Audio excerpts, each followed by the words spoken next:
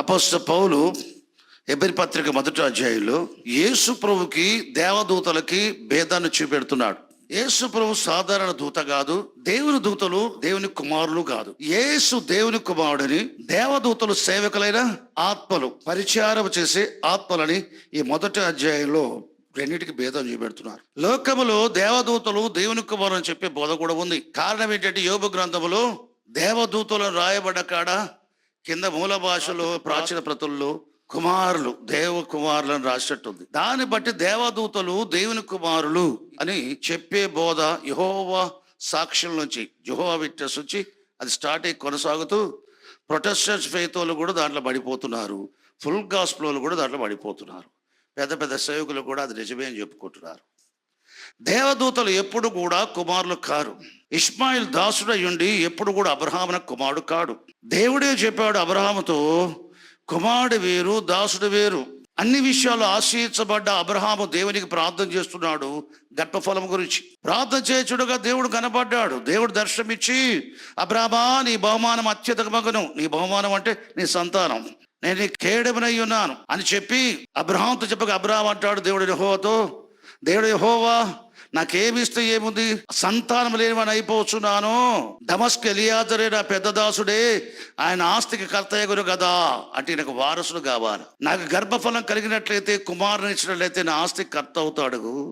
నా కుమారులు లేరు, దాసుడు వారసుడు అయిపోతాడే అని భయంతో ప్రార్థన చేస్తే, దాసుడు వారసుడు కాడు, నీ పెద్ద దాసుడు వారసుడు కాడు, కుమారుడు వారసుడు, నీ గర్భభాష పుట్టబోయే కుమారుడే నీకు వారసుడు అని దేవుడి చేత బోధించబడ్డాడు ఈ వ్యక్తి. కానీ ఈ లోపల కుమారుడు శారా ద్వారా వచ్చేవాడు ఆలస్యం కాగా, దాసి అయిన హాగర్ ద్వారా వచ్చిన వాడు ఇష్మాయేలు ఉన్నాడు.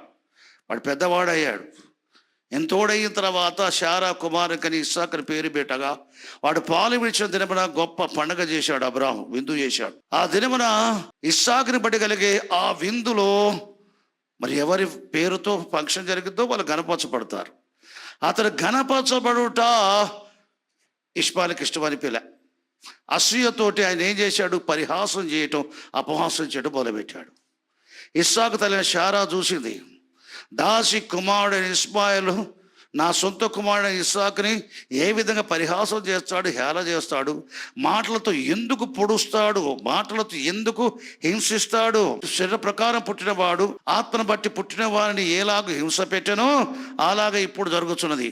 ఆనాడు శరీర ప్రకారం హాగర్గా పుట్టినవాడు ఆత్మను బట్టి పుట్టిన ఇస్సాకుని ఇష్మాయేలు ఏ విధంగా హింస పెట్టాడో అట. చూడండి ఎట్లా హింస పెట్టాడో. పాత నిబంధనలు చూస్తే అపహాసం, పరిహాసం చేసినట్టుగా ఉంది. కానీ పరిహాసంతో ఏం చేస్తుంది అక్కడ, హింసించటం. వీడు మాటలతో నన్ను హింసిస్తున్నాడు అంటారు కదా, అది జరిగింది. మాటలతో హింసించడం జరిగింది. కాబట్టి శరీరాన్ని బట్టి పుట్టిన వాడు ఆత్మను బట్టి పుట్టిన వాడిని ఏలాగు పూర్వము హింస పెట్టాడో అని మాటలతో హింసించడమే కాదు, శారీరకంగా కూడా హింసించడం జరిగింది. ఎట్లా చెప్పగలవు? పౌలు చెప్తున్నాడు, శరీరాన్ని బట్టి పుట్టినవాడు ఆత్మను బట్టి పుట్టిన వాడిని ఎలాగ హింసించారో అక్కడ కాపు చేస్తే మాటలు బట్టి హింసించడం అర్థం చేసుకో. ఇప్పుడు నువ్వు అలాగే జరుగుతున్నదంటే యేసుక్రీస్తు ప్రభువుల విశ్వాస మూలంగా పరిశుద్ధాత్మల ఆత్మలు తిరిగి జన్మించిన సంఘాన్ని శరీర ప్రకారమైన ఇజ్రాయేల్ ఏం చేస్తున్నారు, హింసిస్తున్నారు, కొరడాలతో కొడుతున్నారు, చెరసాల వేస్తున్నారు. యేసు ప్రభు నామాన్ని బట్టి ప్రార్థించే వారిని అదే యేసు ప్రభువును దూషించమని బలవంతం పెడుతున్నారు. అట్టి వారిలో పౌలు ఒకడు. పూర్వము సంఘాన్ని దూషించాడు. సంఘం ఏ నామలో ప్రార్థన చేస్తుందో స్త్రీ పురుషులు చెరసాల వేసి యేసుక్రీస్తు నామాన్ని దూషించమని బలవంతం పెట్టాడు, సంఘాన్ని హింసించాడు. పౌలు మటుకేనా? ఆనాడు యూదులందరూ కూడా హింసించటం, కొడాలతో కొట్టడం, సంకెళ్ళు వేయటం, చెరసాల వేయటం, చంపేయటం. ఇప్పుడు జరుగుతున్నది పూర్వము శరీర ప్రకారం పుట్టినవాడు ఆత్మ ప్రకారం పుట్టిన వాడిని ఎలాగ హింస పెట్టడో ఇప్పుడును అలాగే జరుగుతున్నది పౌలు చెప్తున్నాడు. ఫస్ట్ సెంచరీలో మొదటి శతాబ్దంలో ఉన్న సంఘము ఏం చేత సొంత ప్రజల యూదుల చేతనే హింసించబడతా ఉంది, రోమీల చేత అంటే అన్యజనుల చేత హింసించబడతా ఉంది. వారి శరీర ప్రకారంగా నడుచుకునే వ్యక్తులు, శరీరాన్ని బట్టి పుట్టిన వారు ఆత్మను బట్టి పుట్టిన వారిని హింసించడం ఫస్ట్ సెంచరీలో జరిగింది. పూర్వం అబ్రహాము పిల్లలలో ఒకడు శరీర ప్రకారం పుట్టినవాడు ఉన్నాడు, ఒకడు వాగ్దానం బట్టి ఆత్మను బట్టి పుట్టినవాడు ఉన్నాడు. ఆత్మను బట్టి పుట్టినవాడిని శరీర ప్రకారం పుట్టినవాడు హింస పెట్టాడు. మాటలతో బట్టికే కాదు, చేతలతో కూడా. ఆనాడు జరిగిందే. శరీర ప్రకారమైన యూదులు ఏం చేస్తున్నారు? శరీరానుసారులు ఆత్మానుసారాలు ఏం చేస్తున్నారు? హింస పెడుతున్నారు. పౌలు శీలను దయ్యాలు వెలగొట్టేది కోడాలతో కొట్టి, కాళ్ళకు చేతులు బొండలు సంఖ్యలు వేసి చెరసాలు నెట్టి పారేశారు. ఎందుకు ఈ అవమానం, హింస, ఈ శ్రమ, చెరసాలు, సంఖ్యలు ఎందుకు? దయ్యాన్ని యేసుప్రభువును వెళ్ళగొట్టి ఆమె జీవితాన్ని బాగు చేసినందుకు, మేలు చేసి వీళ్ళు శ్రమపడుతున్నారు. కొట్టేవారెవరు? శరీరం బట్టి పుట్టినవారు. దెబ్బలు తినేవారు, హింసించబడేవారు ఎవరు? ఆత్మను బట్టి పుట్టినవారు. ఇప్పుడు అలాగే జరుగుతున్నది. పూర్వం ఇష్మాయిల్ ఇస్సాకును ఏ విధంగా హింస పెట్టినో, ఇప్పుడు కూడా పేరుకు మాత్రం యూదులు అనేవారు ప్రభువుని అంగీకరించిన యూదుల్ని వారు హింస పెడుతున్నారు. అన్యజనులని విశ్వాసుల్ని, అన్యజనులని శరీర ప్రకారం పుట్టిన వారు హింస పెడుతున్నారు. ఇప్పుడును అలాగే జరుగుతున్నది. అనేక సంవత్సరాల కింద పరిశుద్ధ దేవుడి వాక్యాన్ని జ్ఞాపకం చేసి దాని అర్థం చెప్పాడు. ఫస్ట్ సెంచరీలో మార్పు చెందిన క్రైస్తవుల్ని ప్రభునామటి ప్రార్థించే వారిని హింసించడం, అవమానపరచడం, చెండాడటం, చంపడం ఎందుకు చేశారు? వారి ఆత్మ బట్టి పుట్టిన వారిని, శరీర ప్రకారం పుట్టిన వారు ఆ విధంగా చేశారు. ఒకప్పుడు ఇష్మాయిల్ ఇస్సాకులో జరిగింది అదే. దాసి సంతానానికి, యజమానుల సంతానానికి జరిగింది ఇదే. అదే ఇప్పుడు జరుగుతున్నది. ఎప్పుడు? దానికి పూర్వం 2000 సంవత్సరాల క్రితం జరిగింది అది. అబ్రహాము తర్వాత 2000 సంవత్సరాలకి పౌలు కాలంలో, పేతురు కాలంలో జరుగుతున్నది. వాళ్ళ కాలానికి 2000 సంవత్సరాల తర్వాత మనం ఉన్నాం. అబ్రహాంకి 4000 సంవత్సరాల తర్వాత మనం ఉన్నాం. అబ్రహాము తర్వాత 2000 సంవత్సరాలకి పేతురుతో సంఘం ఉంది, పౌలు సంఘాలు పరిచయాలు ఉన్నాయి. పేతురు పౌలు కాలానికి 2000 సంవత్సరాలకి మనం ఉన్నాం. ఫస్ట్ సెంచరీలో వారిలో పుట్టి 21st సెంచరీలో బోనవన్. అబ్రహాము కాలంలో జరిగిందే, ఇద్దరిలో జరిగిందే, 2 జనాంగాలలో జరిగింది ఫస్ట్ సెంచరీలో. అప్పటి నుంచి అడపా ప్రపంచం జరుగుతూనే ఉంది. కానీ యేసుప్రభు రెండవసారి పరలోకుడు వచ్చినప్పుడు ఈ భూమి అంతటా జరిగింది ఏంటంటే, శరీరాన్ని బట్టి పుట్టిన వారందరూ కూడా ఆత్మను బట్టి పుట్టిన వారిని ఏం చేస్తారు? హింసిస్తారు. ఏం చేస్తారు? హింసిస్తారు, చంపేస్తారు. అబ్రహాము కాలంలో ప్రారంభమైంది, యేసుప్రభు కాలంలో జరిగింది. అడపాదడప ప్రపంచం జరుగుతూ ఉంది. కానీ యేసుప్రభు రెండవసారి పరలోకం నుండి ఆర్భాటముతో, ప్రదాతతో, శబ్దముతో, దేవుని బురద తిరిగి వచ్చే సమయానికి ప్రపంచం ఎట్లుంటుందంటే, శరీర ప్రకారం పుట్టిన వారందరూ కూడా ఆత్మను బట్టి పుట్టిన వారిని చంపుతూనే ఉంటారు. గలతీ పత్రిక 4వ అధ్యాయము 22వ వచనం నుండి, దాసి వలన ఒకడును, హాగరు వల్ల ఒకడు ఇష్మాయిలు, సొంతురాలు వల్ల ఒకడు శారాను బట్టి ఇస్సాకు, 2 కుమారులు అబ్రహామును కలిగిన వ్రాయబడినది కదా. అయినను దాసి వల్ల పుట్టేవాడు ఇష్మాయిలు శరీర ప్రకారం పుట్టాడు, స్వతంత్రాల వల్ల పుట్టేవాడు వాగ్దానమును బట్టి పుట్టాడు. ఈ సంగతులు అలంకార రూపముగా చెప్పబడి ఉన్నవి. ఈ స్త్రీలు 2 నిబంధనలు ఉన్నారు. ఇదంతా చదువుకొని కిందికి వెళ్ళిపోదాం. 28వ వచనం, సహోదరులారా, మనమును ఇస్సాకు వలె వాగ్దానం బట్టి పుట్టిన కుమారులమై ఉన్నాం. అప్పుడు శరీరమును బట్టి పుట్టినవాడు ఎప్పుడు? అబ్రహాము కాలములో శరీరం బట్టి పుట్టిన ఇష్మాయిలు ఆత్మను బట్టి పుట్టిన వాడిని ఏలాగు హింస పెట్టెను అంటే, ఇస్సాకును ఏలాగు హింస పెట్టెను. పాత నిబంధనలు ఏముంది? పరిహాసము చేశాను. ఇక్కడేం చెప్తా ఉంది? హింస పెట్టారు. ఏలాగు హింస పెట్టారు. ఇప్పుడును అలాగే జరుగుతుంది. ఫస్ట్ సెంచరీలో కూడా జరుగుతున్నది. ఫస్ట్ సెంచరీలో పౌలు కాలంలో ఏమని చెప్పాలా? 2000 సంవత్సరాల క్రితం అబ్రహాము కుటుంబంలో ఏం జరిగిందో ఇప్పుడు కూడా ఫస్ట్ సెంచరీలో 2000 సంవత్సరాల తర్వాత అదే జరుగుతున్నది. క్రైస్తవ సంఘాలు యేసుప్రభు శరీరధారి వచ్చి నా కొరకు చనిపోయి లేచాడని విశ్వసించి రక్షించబడ్డవారు, యేసుప్రభుల విశ్వాసముచ్చగా పరిశుద్ధాత్మ మూలంగా వారి ఆత్మలు తిరిగి జన్మించాయి. వీరు ఆత్మ మూలంగా ఇస్సాకు వలె పుట్టినవారు. బైబిల్ చెప్తా ఉంది. అపోస్తలుడు పౌలు ఏమంటాడు? మనము శరీర ప్రకారం పుట్టినవారం కాదు, రక్షించబడ్డ వారందరూ కూడా ఏ విధంగా పుట్టారట? 28వ వచనం, సహోదరులారా మనమును, సంగమా మనమును, స్త్రీలారా మనమును, పురుషులారా మనమును, చెప్పండి, మనమును, నేనును, మనమును ఇస్సాకు వలె వాగ్దానం బట్టి పుట్టిన కుమారులమై ఉన్నాం. శరీర వాగ్దానం బట్టి పుట్టడం అంటే ఆత్మను బట్టి పుట్టడం. శరీరమును బట్టి పుట్టినవాడు 29వ వచనం ఇష్మాయిలు. ఆత్మను బట్టి, పెద్ద అక్షరాలు ఆత్మ, దేవుని ఆత్మను బట్టి పుట్టిన వాడిని ఇస్సాకు. మనమును ఇస్సాకు వలె వాగ్దానం బట్టి పుట్టిన కుమారులమై ఉన్నాం. ఇస్సాకు ఎట్లా పుట్టాడు? ఆత్మని బట్టి. ఇష్మాయిల్ ఎట్లా పుట్టాడు? శరీరాన్ని బట్టి. ఆత్మను బట్టి పుట్టినవాడు ఎవరు? మనం ఎవరి వలె పుట్టిన వారమై కుమారులమై ఉన్నాం. ఇస్సాకు వలె పుట్టామంటే మరి శరీరాన్ని బట్టి పుట్టామా, ఆత్మను బట్టి పుట్టామా? ఆత్మను బట్టి పుట్టాం. మనమును ఇస్సాకు వలె ఆత్మను బట్టి, పరిశుద్ధాత్మను బట్టి మన ఆత్మలు తిరిగి జన్మించాయి. ఇస్సాకు వలె ఆత్మను బట్టి పుట్టిన వారమై ఉండి ఇస్సాకు వలె మనం స్వతంత్రాలు కుమారులమై ఉన్నాం. ఇప్పుడు మనము ఆత్మను బట్టి పుట్టిన వారం. మనం హింసించడానికి ఎవరు కావాలి? ఇప్పుడు ఎవరు కావాలా? ఎవరు కావాలి? ఇప్పుడు మిమ్మల్ని హింసించడానికి ఎవరు కావాలా? రెడీగా ఉన్నారు. దేశం అంతా రెడీగా ఉన్నారు. దేవునికి స్తోత్రం. శరీరమును బట్టి పుట్టిన వారు ప్రపంచం నిండా ఉన్నారు. ఇజ్రాయెల్ చుట్టూ ఉన్నారు. సహోదరులారా, మనమును ఇస్సాకు వలె ఆత్మను బట్టి పుట్టిన వారం. 29వ వచనం, శరీరం బట్టి పుట్టినవాడు ఇష్మాయిలు, ఆత్మను బట్టి పుట్టినవాడు ఇస్సాకు. ఇష్మాయిలు ఇస్సాకును ఏలాగ హింస పెట్టినో, శరీరం బట్టి పుట్టినవాడు ఆత్మను బట్టి పుట్టిన ఇస్సాకుని ఏలాగ హింస పెట్టినో, పౌలు పేతురు కాలమందు కూడా ఫస్ట్ సెంచరీలో ఇప్పుడు అలాగే జరుగుతున్నది. 21st సెంచరీలో కూడా అలాగే జరుగును. యేసు ప్రభు మొదటి రాకడలో ఆత్మను బట్టి పుట్టిన వారు, శరీరం బట్టి పుట్టిన వారితో హింస పెట్టబడటం, శ్రమ పెట్టబడటం, చెరసాల వేయబడటం, కొట్టబడటం, చంపబడటం ఎట్లా జరిగిందో యేసు ప్రభు రెండవ రాకడలో అంతే. యేసు ప్రభు మొదటి రాకడలో ఏమి జరిగాయో అవన్నీ మనం నేర్చుకొని రెండవ రాకడకు అన్వయించుకోవాలా. నేను ఎప్పుడు చెప్తాను, యేసు ప్రభు మొదటి రాకడలో ఇజ్రాయెల్ సొంత దేశంలో ఉండాలా. ఉన్నారు. బబులోను చెర నుంచి వచ్చారు. యూదులందరూ తిరిగి వచ్చేసి ఇజ్రాయెల్ దేశంలో ఉన్నారు. వారున్న కొద్ది కాలానికే యేసు ప్రభు బాప్తిస్మం ఇచ్చి వాళ్ళు ఆ దేశంలో పుట్టారు.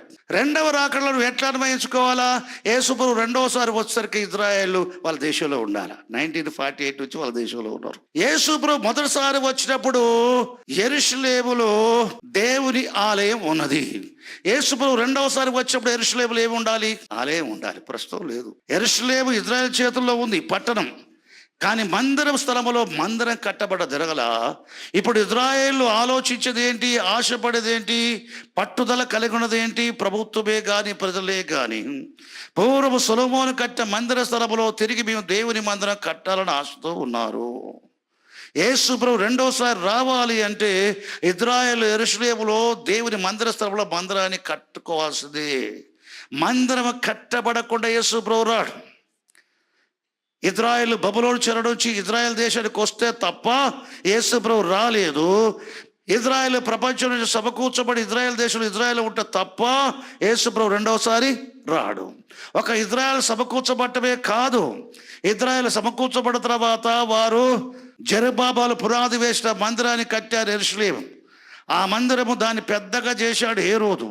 దేవుని మందిరం యెరూషలేములో ఉండగా ఇజ్రాయెల్ దేశంలో ఉండగా యేసు ప్రభు ఈ లోకానికి శరీరధారి వచ్చాడు మొదటి రాకడ. అదే పరిస్థితులు ఉండాలా.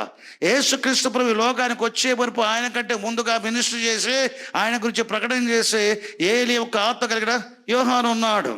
యేసు ప్రభు పరలోకి రెండోసారి రావాలంటే ఏలియా మళ్ళీ ఉండాలి ఇక్కడ. యేసు ప్రభు వచ్చే సమయానికి యోహాను ఉన్నాడు పరిచర్యలో. ప్రభువుకు ముందుగా పంపబడిన వాడు బాప్తిస్మం ఇచ్చే యోహాను.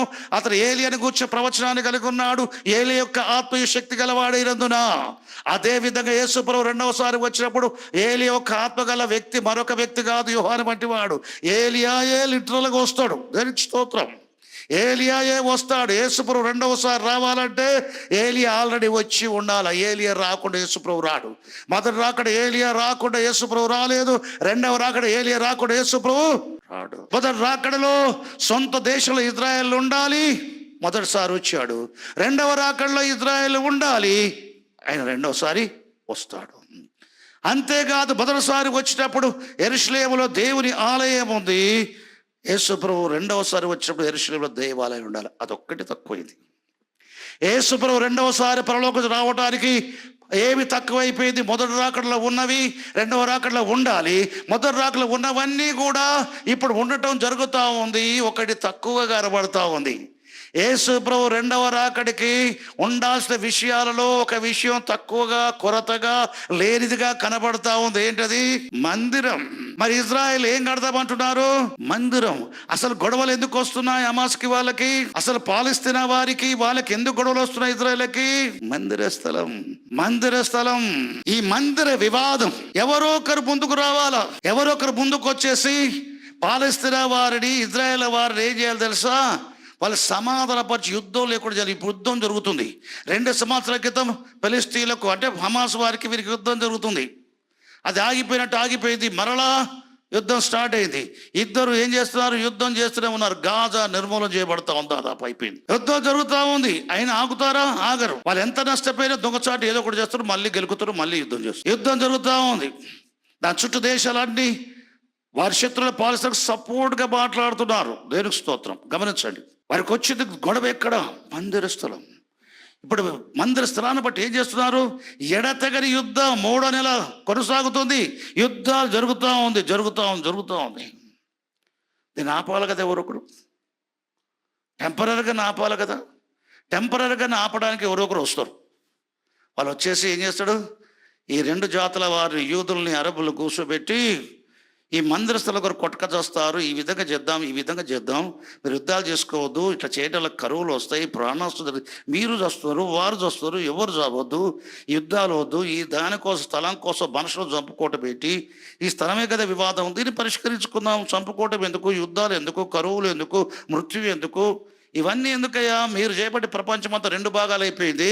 ఇజ్రాయెల్కి సపోర్టుగా ప్రపంచంలో క్రైస్తవులు, యూదులు, మీకు సపోర్టుగా ప్రపంచ అరబ్బులు, ముస్లిం దేశాలు అన్నీ కలిపి 2 భాగాలు అయిపోయినాయి. మీ ఇద్దరు సమాధాన పడితే ప్రపంచమే సమాధాన పడి లెక్క. మీ ఇద్దరు చేపట్టి చిన్న దేశాలు, చిన్న జనాభా, మీరు ఇద్దరు విడిపోయినందుకు ప్రపంచం విడిపోయింది. మీ ఇద్దరు కలపబడి సమాధాన పడితే ప్రపంచమే సమాధాన పడుతుంది. మీ ఇద్దరి మీద ప్రపంచ భవిష్యత్తు ఆధారపడుద్ది. మీ ఇద్దరి మీద ప్రపంచ భవిష్యత్తు ఆధారపడుద్ది. మీరు సమాధాన పడాలి. అయ్యా సమాధాన పడతాం, మా వాళ్ళు చావటం ఇష్టం లేదు, మా వాళ్ళు చావటం ఇష్టం లేదు ఇద్దరు అనుకుంటారు. సమాధాన పరుస్తాం. మీరు 7 years 7 సంవత్సరాల వరకు యుద్ధం చేయమని మీరు నిబంధన చేయండి. మరి ఏమైనా బాండ్స్ రాయండి, డిసిషన్ తీసుకుంటారు, తీర్మానం, రిజల్యూషన్ పాస్ చేస్తారు, అగ్రిమెంట్. అందరు వాళ్ళు ఒప్పుకుంటారు, వీళ్ళు ఒప్పుకుంటారు, వాళ్ళ ప్రతినిధులు, వీళ్ళు ప్రతినిధులు, వాళ్ళ ఎన్నికలు, వీళ్ళ ఎన్నికలు, 2 గవర్నమెంట్లు ఒప్పుకుంటాయి. మరి 7 సంవత్సరాల వరకు మేము యుద్ధము చేయము ఎట్టి పరిస్థితుల్లో.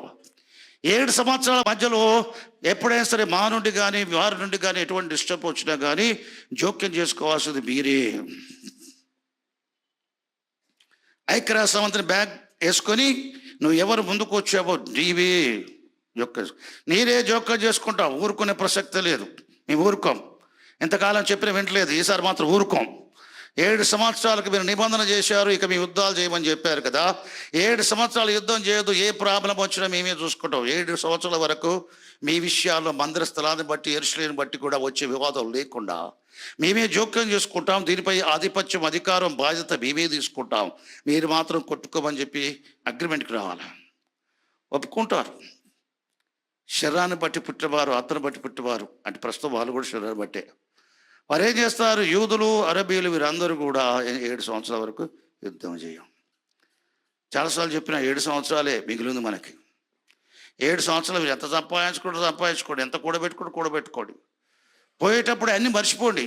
లోతు భార్య జ్ఞాపకం చేసుకోండి. అరే ఇంట్లో బంగారం పెట్టినా కదా అని వెనక్కి తిరిగిన ఉప్పు స్తంభం అయిపోయినట్టుగా నువ్వు చెరబట్టవాలంటే చెరలో పోతావు, ఖడ్గంతో చప్పబడవాలంటే ఖడ్గంతో చప్పబడతావు. లోతు భార్యను సెకండ్ కమింగ్ గురించి జ్ఞాపకం చేసుకోమన్నాడు. గమనిద్దాం. అన్నిటిలో యేసు ప్రభువుకు ప్రాముఖ్యత ఇవ్వాలా.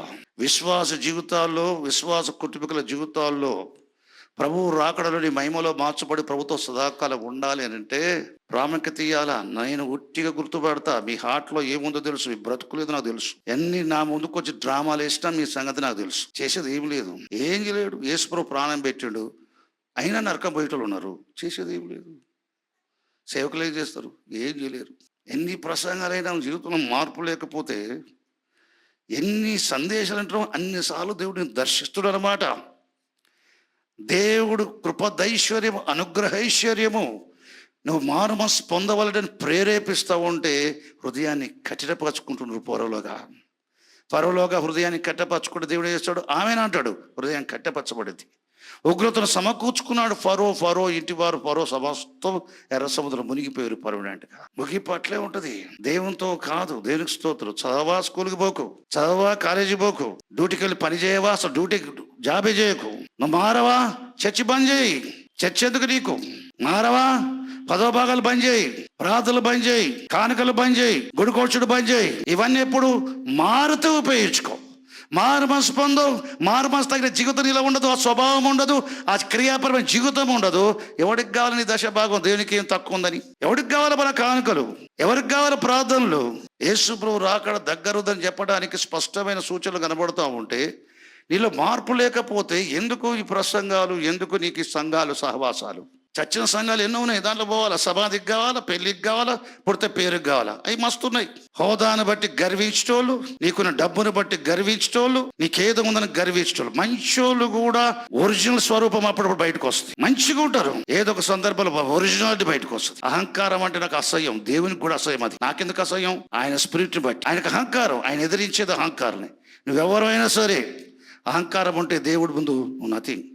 ఆయనతో పెట్టుకుంటే నీ పని అంతే సంగతులు. అహంకారం పనికిరాదు. మనకున్నది లోకంలో వాళ్ళతో పోల్చుకుంటే చాలా తక్కువ. ఏం చూసి పొరుస్తావు? నీకున్న డిజిగ్నేషనా, నీకున్న సంపద, నీకున్న సౌందర్యమా, అన్నిట్లో లోకపరంగా నువ్వు తక్కువే లోకంలో వారితో పోల్చుకుంటే.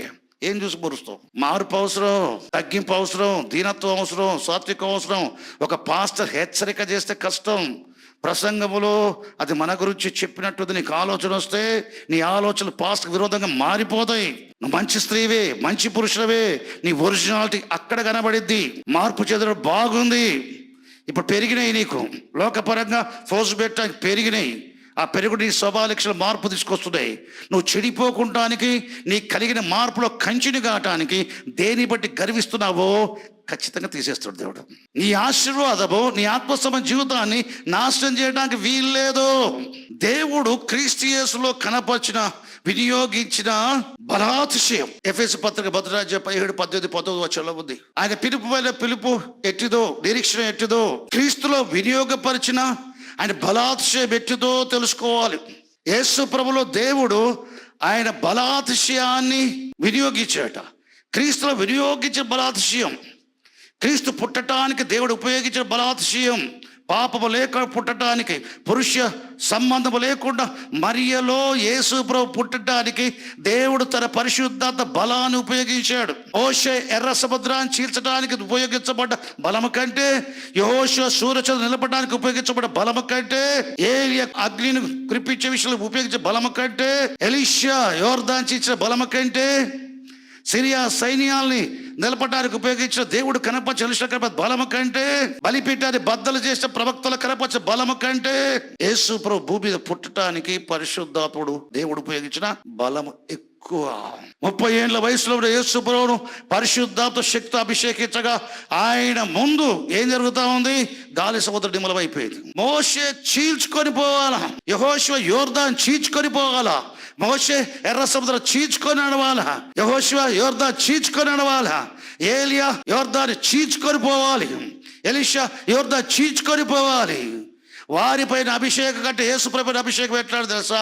చీల్చుకోవటం కాదు, పైన నుంచి నడుచుకుంటూ పోతా. యేసుప్రభు చీల్చుకొని పోయాడా, పైన నడుచుకుంటూ పోయాడా? చప్పలు కొట్టి యేసుప్రభు గట్టిగా. యేసుప్రభు ఎక్కడ నడుచుకుంటూ పోయాడు? నీటిపై నడుచుకుంటూ పోయాడు. దేవుడు మోషే యెహోషువ ఏరియాలో కనపరిచిన బలాతిశయం కంటే యేసుప్రభులో కనపరిచిన బలాతిశయం. ఆయన ముందు గుడ్డితనం ఆగలే, చెవిటితనం ఆగలే, మూగతనం ఆగలే, పక్షవాయు రోగులు ఆగలే, గుడ్డ జబ్బులు ఆగలే, కుష్ఠులు ఆగలే, మృత్యువులు ఆగలే, ఏది ఆగలే. సమస్త సాధ్యమే. మోషకు సమస్త సాధ్యమైందా? ఏలియాకు సమస్త సాధ్యమైందా? ఎలీషాకు సమస్త సాధ్యమైందా? ఆయన మోషే, యెహోషువ, ఎలీషా ద్వారా జరిగిన కార్యాలు దేవుడు కనపరిచిన బలాతిశయమే కదా. ఆయన వినియోగించాడు తన బలాన్ని మోషే, యెహోషువలో, ఎలీషాలో. ఆయన బలాతిశయాన్ని వినియోగించాడు. వారిలో ఉపయోగించిన బలాతిశయం కంటే యేసు ప్రభు పుట్టడంలో వినియోగించిన శక్తి, బలం ఎక్కువ. వారిలో ఉపయోగించే బలము కంటే యేసు ప్రభుకి ఇచ్చిన ఆత్మాభిషేక బలము మృతులను సజీవులుగా చేయడానికి, కుష్ఠులు శుద్ధీకరించడానికి, గుడ్డివారు, మూగవారు, చెవిటి. ఎందుకు తెలుసా? ఎలీషా చేసే అద్భుతాలు, మోషే చేసే అద్భుతాలు లెక్కలు రాయొచ్చు, లెక్క పెట్టవచ్చు. యేసు ప్రభు చేసిన కార్యాలు లెక్క పెట్టడానికి బైబిల్ చదివిన వాళ్ళు ఉన్నారు. యేసు ప్రభు చేసిన కార్యాలన్నింటినీ గ్రంథ రూపంలో రాసినట్లయితే అంటే గ్రంథాలకు భూలోకమే సరిపోదంటే నీ చేతులు పట్టుకొని మోసుకుని బైబిలే నీ జీవితంలో ఎప్పుడు పూర్తి చేయలేదు. అట్లాంటి క్రైస్తవులు కోకొల్లలు, బైబిల్ పూర్తి చేయలేదు కోకొల్లలు. అట్టి గ్రంథాలకు భూలోక సరిపోదు యేసుప్రభు చేసే కార్యాలంటే ఎవరు చదువుతారు? రాసుంటే ఎవరు చదువుతారు? ఒక లైబ్రరీ అంతా పెట్టుకునే చదువు, నువ్వు చదవలేవు, నీ జీవితం సరిపోదు. అన్ని కార్యాలు యేసుప్రభు చేశాడు అంటే పూర్వమందున్న ప్రవక్తల కంటే తర్వాత వచ్చిన అపోస్తుల కంటే దేవుడు యేసుప్రభులో వినియోగించిన బలాత్స్యం తెలుసుకున్నట్టు ఎందు మీకు జ్ఞానం ప్రత్యక్ష మనసు కావాలి. యేసుక్రీస్తు తండ్రి అయిన దేవుని తెలుసుకున్నట్టు ఎందు మీకు జ్ఞానం ప్రత్యక్ష మనసు కావాలా? నీ పిలుపు ఎట్టిదో, నీ పిలుపు వల్ల నిరీక్షణ ఎట్టిదో తెలుసుకున్నట్టు ఎందు నీకేం కావాలా? జ్ఞానం ప్రత్యక్ష కావాలి. దానికి దేవుడు ఏం చేయాలా? తన బలాన్ని వినియోగపరచాలా. ముందు యేసుప్రభు పుట్టడానికి వినియోగపరచే శక్తి. అంతకుముందు పుట్టిన వాళ్ళందరూ మనుషులందరూ కూడా తల్లిదండ్రులు పుట్టారు. తల్లిదండ్రులు లేకుండా పుట్టినవాడు కూడా యేసుక్రీస్తు ప్రభు ఒక్కడే. ఆయన పుట్టుకలో వినియోగపరిచే శక్తి ముందు మోషే హోషేయులలో కనపరిచే శక్తి తక్కువ. ఆయన 3.5 సంవత్సరాలు చేసే పరిచర్యలో దేవుడు వినియోగించే శక్తి ముందు, బలం ముందు పాత నిబంధన పరిచర్య బలం తక్కువ. మృతుల్లో నుంచి ఆయన లేపుట యందు వినియోగపరిచిన ఆయన బలాతిశయం ఎట్టిదో అందరు చెప్పండి. మృతుల్లో నుంచి ఆయన లేపుట యందు, మృతుల్లోంచి ఆయన లేపుట యందు దేవుడు క్రీస్తులో వినియోగించిన బలాతిశయం, బలాతిశయం, బలాతిశయం, బలాతిశయం ఎట్టిదో మీరు తెలుసుకోవాలంటాడు. అబ్బాబ్బాబ్బాబ్బా, మృతుల్లో నుండి యేసుప్రభు లేపడానికి దేవుడు వినియోగించే శక్తి దేంట్లో ఉపయోగించలే. అత్యధికమైన బలాన్ని దేవుడు మృతుల్లోంచి యేసుప్రభువు లేపటం అనేది ఎత్తి. చూడండి, నీ సొంత ఆత్మ ఉంది కదా, నీ శరీరంలో ఆత్మ, అది అపరాధుల చేత పాపల చేత చచ్చిపోయింది. దాన్ని బ్రతికించాలనుకున్నాడు దేవుడు. దాన్ని బ్రతికించడానికి ఉపయోగించాల్సిన శక్తి ఎర్ర సముద్రం చీల్చడానికి ఉపయోగించే శక్తి కంటే ఎక్కువ ఉపయోగించాలి. యెహోషువ సూర్యచంద్రులను ఆపడానికి దేవుడు అతనిలో తన శక్తిని బలమును వినియోగించాడు. దానికంటే ఎక్కువ బలాన్ని ఉపయోగించాలా నీ చచ్చిన ఆత్మను బ్రతికించడానికి. ఏలి ఎలీషాలు గొప్ప గొప్ప అద్భుతాలు చేశారు. వారిలో దేవుడు ఉపయోగించిన బలము కంటే చచ్చని ఆత్మను బ్రతికించడానికి ఎక్కువగా దేవుడు తన బలాన్ని కనపరచాల్సి ఉంటుంది. ఎంత బలం ఉపయోగించాలా నీ చచ్చిన ఆత్మను బ్రతికించడానికి? ఎంత తెలుసా? చచ్చిపోయిన యేసుప్రభు సమాధి చేయబడగా ఆయన మృతులోంచి లేపడానికి దేవుడు వినియోగించిన బలం అంత ఉపయోగించాలా చచ్చిన ఆత్మను బ్రతికించడానికి. హల్లెలూయా. ఎంత తెలుసా? యేసుక్రీస్తు ప్రభులో దేవుడు వినియోగపరిచాడు చచ్చిపోయిన లాజరును లేపడానికి, యాయిరు కుమార్తెను లేపడానికి, నాయను గ్రామానికి చెందిన విధవరాలి కుమారుని లేపడానికి, విధవరాలి కుమారుని లేపడానికి వినియోగించిన శక్తి కంటే లాజరు చచ్చిపోగా 4 దినాలు అయిపోగా 5వ దినాలు లేపడానికి ఉపయోగించబడిన శక్తి ఎక్కువ. యేసుప్రభు చచ్చిపోయాడు, ఆయన ఆత్మ పాతాళం దిగిపోయింది, పరదైసులోకి పోయింది, పాతాళంలో కూడా పోయింది, శరీరం సమాధిలో ఉంది, 3 దినాలు అయిపోయింది. వాళ్ళను లేపటములో ఏలి ఎలీషాలను బ్రతికించటములో దేవుడు ఉపయోగించిన శక్తి బలము కంటే యాయిరు కుమార్తె నాయన విధురాల్ని లాజరు లేపడానికి ఉపయోగించిన శక్తి కంటే యేసు ప్రభువులో ఎందుకు ఉపయోగించాలా? దేవుడు బలం ఉపయోగించాలి, ఎక్కువ బలం ఉపయోగించాలా? వీరు లేపబడ్డారు, చెప్పబడ్డది ఏ శరముతో, లేపబడ్డ అదే శరముతో దేవుడు బలాన్ని ఉపయోగించాడు వారు లేపడానికి. కానీ చచ్చిపోయిన యేసు ప్రభు లేపడానికి ఏ శరముతో చచ్చాడు ఆ శరముతో లేవటం కాదు. ఆ శరము లేచి మార్పు చెందినట్లుగా మరి ఎన్నడూ చావకున్నట్లుగా లేపాలి. యాయిరు కుమార్తెను లేపాడు, చచ్చాడు. నాయన కుమార్ లేపాడు, చచ్చాడు. లాజరు లేపాడు, మరలా చచ్చాడు. యేసు ప్రభువును లేపబడటంలో బ్రతికించడంలో దేవుడు ఉపయోగించిన బలాతిశయము ఉపయోగించగా లేవగా ఇక ఎన్నడూ చావట్లే. మృతుల్లోంచి లేచి యేసుప్రభు చచ్చిపోతున్నాడా అంటే దేవుడు యేసుప్రభు లేపడంలో ఉపయోగించిన బలాత్సయం ఎంత? అన్నిటికంటే బైబిల్ ఉన్న వాటి అన్నిటికంటే ఎక్కువ. ఏ దేవుడు దేనితో మృతుల్లోంచి లేపాడో దానిలోని విశ్వాస వలనే చచ్చని ఆత్మను లేపుతాడు. కొలసీ పత్రిక 2వ అధ్యాయం, మీరు బాప్తిస్మమునందు ఆయనతో కూడా పాతి పెట్టబడ్డవారై యేసు ప్రభువును మృతుల్లోంచి లేపిన దేవుని ప్రభావమందు ఆత్మలో చచ్చిన మీరు యేసు ప్రభువును మృతుల్లోంచి లేపిన దేవుని ప్రభావమందు విశ్వసించుట ద్వారా మీరు కూడా ఆయనతో లేపబడితిరి. నీ చచ్చిపోయిన ఆత్మ మృతుల్లో నుంచి లేవటానికి నీ విశ్వాసం ఎక్కడా? యేసు ప్రభువును మృతుల్లోంచి లేపిన దేవుని ప్రభావమందు విశ్వసించడం ద్వారా, అంటే దేవుని బలాతిశయముల విశ్వసించడం ద్వారా, మృతుల్లోంచి యేసు ప్రభువును లేపిన దేవుని బలాతిశయములు విశ్వసించడం ద్వారా, ఆయన వినియోగించిన బలమునందు విశ్వాసం ఉంచడం ద్వారా దేవుడు మృతుల్లోంచి యేసు ప్రభువు లేపాడు, లేచాడు. యేసు ప్రభు ఎవరిలాగా?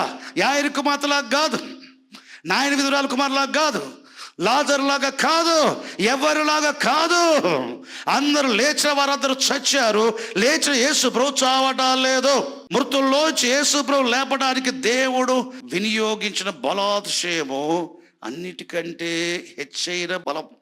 ఎంత బలం ఉపయోగించాడో మృతుల్లోంచి యేసు ప్రభు లేపడానికి, చచ్చిన ఆత్మను బ్రతికించడానికి అంతే బలం. ఎర్ర సముద్రం రచించిన బలం చచ్చిన ఆత్మ లేపలేదు. సూర్యచంద్రులను ఆపు చేసిన బలం నీ చచ్చిన ఆత్మ లేపలేదు. అగ్ని కురిపించాడు ఏలియా. ఎంత బలం ఉపయోగించబడదో ఏలియాలో అగ్ని కురిపించడానికి, ఆ బలం చచ్చిన ఆత్మ లేపడానికి సరిపోదు. మృతుల్లోండి యేసు ప్రభు లేపిన దేవుని ప్రభావం, దేవుని బలం, దేవుని ప్రభావం, దేవుని బలం, దేవుడు వినియోగించిన బలం యేసు ప్రభు లేపిన. ఎందుకు తెలుసా? దేవుడు యేసు ప్రభు లేపేటప్పుడు మరి ఎన్నడూ చచ్చిపోవడం వీలు లేకుండా తన బలాన్ని కనపరిచాడు. యేసు లేచి యుగములు సజీవుడు. నేను మొదటి వాడను యోహాను, నేను కడపడి వాడను, జీవించి వాడను, మనిషి పోలికలు మీ నిమిత్తం మృతుడనైతిని కానీ ఇదిగో చూడు నా వైపు యుగ యుగములో జీవించుచున్నాను, సజీవుడనయ్యున్నాను. మరి ఎన్నడూ చావకుండాటట్లు లేపబడ్డాడు ఆయన. లాజరు మరలా చచ్చిపోయేటట్టు లేపబడ్డాడు. యాయిరు కుమార్తె మరలా చచ్చిపోయేటట్టు లేపబడ్డాడు. మరి ఎన్నడూ చావకుండానట్లు యేసు ప్రభు లేపబడ్డాడు. ఇప్పుడు ఎవరిలో ఎక్కువ దేవుడు బలాత్సాన్ని వినియోగపరిచింది? యేసు ప్రభువులా. చచ్చిన నీ ఆత్మ, అపరాల చేత పావులు చచ్చిన ఈ ఆత్మ లేపడానికి ఎంత బలం కావాలా? యేసును లేపినంత. దేవుడు యేసు ప్రభువు లేపడానికి వినియోగపరిచిన బలాతిశయం. చచ్చిన మన ఆత్మలు, అపరాధుల చేత పాపుల చేత చచ్చిన మన ఆత్మలు, శరీర కదలికలను బట్టి ఆత్మల్లో ఉన్నందున కదులుతూ ఉన్నాం, టీ తాగుతున్నాం, పరిగెత్తున్నాం, పని చేస్తున్నాం, మాట్లాడుతున్నామే. కానీ మన అపరాధులను పాపాలు బట్టి మన ఆత్మ మాత్రం చచ్చి ఉన్నందున జీవిస్తున్నాం అన్న పేరు మనకు ఉంది, కానీ ఆత్మలో మృతులమే. మృతి చెందిన నీ ఆత్మను, పాపము చేత చచ్చిపోయిన నీ ఆత్మను బ్రతికించడానికి దేవుడు ఎంతటి బలాన్ని ఉపయోగించాలా? ఎర్ర సముద్రం చీల్చడానికి ఉపయోగపడత బలమా? సూర్యచంద్రులు ఆపడానికి ఉపయోగించిన బలమా? చచ్చిన వారు లేపిన లాజరు లేపడానికి ఉపయోగించిన బలమా? కాదు. ఒక కుష్ఠరోగిని స్వస్థపరచడానికి ఉపయోగించిన బలమా? ఒక గుడ్డి వారి పుట్టుగుడ్డి వారి చూపునిచ్చే ఉపయోగించే బలమా? వాటికంటే ఎక్కువగా ఉపయోగించబడాలి బలం. యేసు ప్రభువును లేపడానికి అదే బలం. యేసును లేపిన దేవుని ప్రభావమునందు విశ్వసించడం ద్వారా ఆయనతో పాటు మృతుల్లోంచి మన ఆత్మ లేపబడింది. అంటే యేసు ప్రభువును లేపిన ఆయన వినియోగించిన బలాశయం తెలుసుకోవాలా? నీ ఆత్మ బ్రతికించబడటానికి దేవుడు ఉపయోగించే బలం నువ్వు తెలుసుకోవాలా? నీ ఆత్మ బ్రతికించబడటానికి దేవుడు ఏ విధంగా ఎంతటి బలాన్ని ఉపయోగించడో తెలుసుకోవాలని చెప్తున్నాడు పౌలు. ఆ మాట చదవండి. ఎఫెసు పత్రిక 1వ అధ్యాయం 17, 18, 19 వచనం. మరియు మీ మనోనేత్రములు వెలిగింపబడినందున దేవుడు మిమ్మల్ని పిలిచిన పిలుపు వలన నిరీక్షణ ఎట్టుదో తెలుసుకోవాలి. పరిశుద్ధుల్లో ఆయన స్వాస్థ్యం యొక్క మహిమేశ్వరం ఎట్టుదో, నీలో పరిశుద్ధాత్మ ఎట్టివాడు, ఎటువంటి మహిమేశ్వర గలవాడో తెలుసుకోవాలి. ఆయన క్రీస్తు నందు వినియోగపరిచే బలాత్సను బట్టి పుట్టడానికి కానీ, జీవించడానికి కానీ, పరిచయం చేయడానికి కానీ వినియోగపరిచిన క్రీస్తు నందు వినియోగపరిచే బలాత్సను బట్టి విశ్వసించు మన యందు ఆయన చూపుచున్న తన శక్తి యొక్క అపరితమైన మహత్యం ఎట్టిదో మీరు తెలుసుకోవాలని మన ప్రభువైన యేసుక్రీస్తు యొక్క దేవుడైన మహిమాసపు తండ్రి తను తెలుసుకోవడం మీకు జ్ఞానమును ప్రత్యక్షత గల మనసు అనుగ్రహించినట్లు నేను నా ప్రార్థన యందు మిమ్మల్ని గూర్చి విజ్ఞాపన చేయుచున్నాను. ఆయన దేవుడు ఆ బలాత్సయము చేత, క్రీస్తులో వినియోగపరిచిన బలాతిశయము చేత క్రీస్తును మృతుల్లో నుండి లేపి, క్రీస్తును మృతుల నుంచి లేపడానికి ఏం చేశాడు? ఏది వినియోగించాడు? ఆయన క్రీస్తులో వినియోగించే బలాతిశయం. పుట్టడానికి వినియోగించిన బలాతిశయం వేరు, పరిచయం చేయడానికి వినియోగించే బలాతిశయం వేరు, మృతుల్లోంచి లేపడానికి వినియోగించిన బలాతిశయం వేరు. ఆయన పుట్టడానికి వినియోగించిన బలాతిశయముతో నీ ఆత్మ తిరిగి జన్మించదు. 3.5 సంవత్సరాలు ఆయన దెయ్యాలు వెళ్ళగొట్టుకు, రోగులు స్వస్థపరచుకు, అద్భుతాలు సూచనలు బతకలు చేయడానికి వినియోగించిన, ఆయన వినియోగింపబడిన బలాతిశయము చచ్చిన నీ ఆత్మను బ్రతికించదు. కానీ చనిపోయి మృతులలో ఉన్న యేసు ప్రభువుని ఆయన లేపినకు దేవుడు వినియోగించిన బలాతిశయం. అది మృతుల్లో వచ్చి నీ ఆత్మను బ్రతికించేది. సులభంగా యేసుప్రభువుని నమ్ముకున్నా నా ఆత్మ రక్షణ పొందింది. దాన్ని తేటగా తెలుసుకో అని చెప్తున్నాడు పౌలు. తేటగా తెలుసుకో. మృతుల్లోంచి యేసు లేపడానికి వినియోగించిన బలాత్సయం, ఆ బలాతిశయం యేసుక్రీస్తును లేపడానికి దేవుడు వినియోగించిన బలాతిశయం, దేవుని ప్రభావం, దేవుని ఆత్మ, దేవుని మహిమ, ఇన్ని పదాలు ఉన్నాయి. దేవుడు తన శక్తి చేత యేసును లేపాను, దేవుడు తన మహిమలో యేసును లేపాను, దేవుడు తన ప్రభావంలో యేసు ప్రభు లేపాను, దేవుడు తన ఆత్మ వల్ల యేసు ప్రభు లేపాను. ఇన్ని మాటలు ఉపయోగించాడు పౌలు. దేవుడు తన ఆత్మ వల్ల మృతుల్లో యేసు ప్రభువును లేపి, దేవుడు తన శక్తి వల్ల మృతుల్లో యేసును లేపి, దేవుడు తన మహిమ వల్ల మృతుల్లో యేసును లేపి, ఇన్ని చెప్పి ఇంకోటి ఏమంటాడు, మృతుల్లోని యేసు లేపిన దేవుని ప్రభావం అన్నాడు. ఇన్ని మాటలు ఉపయోగించాడు.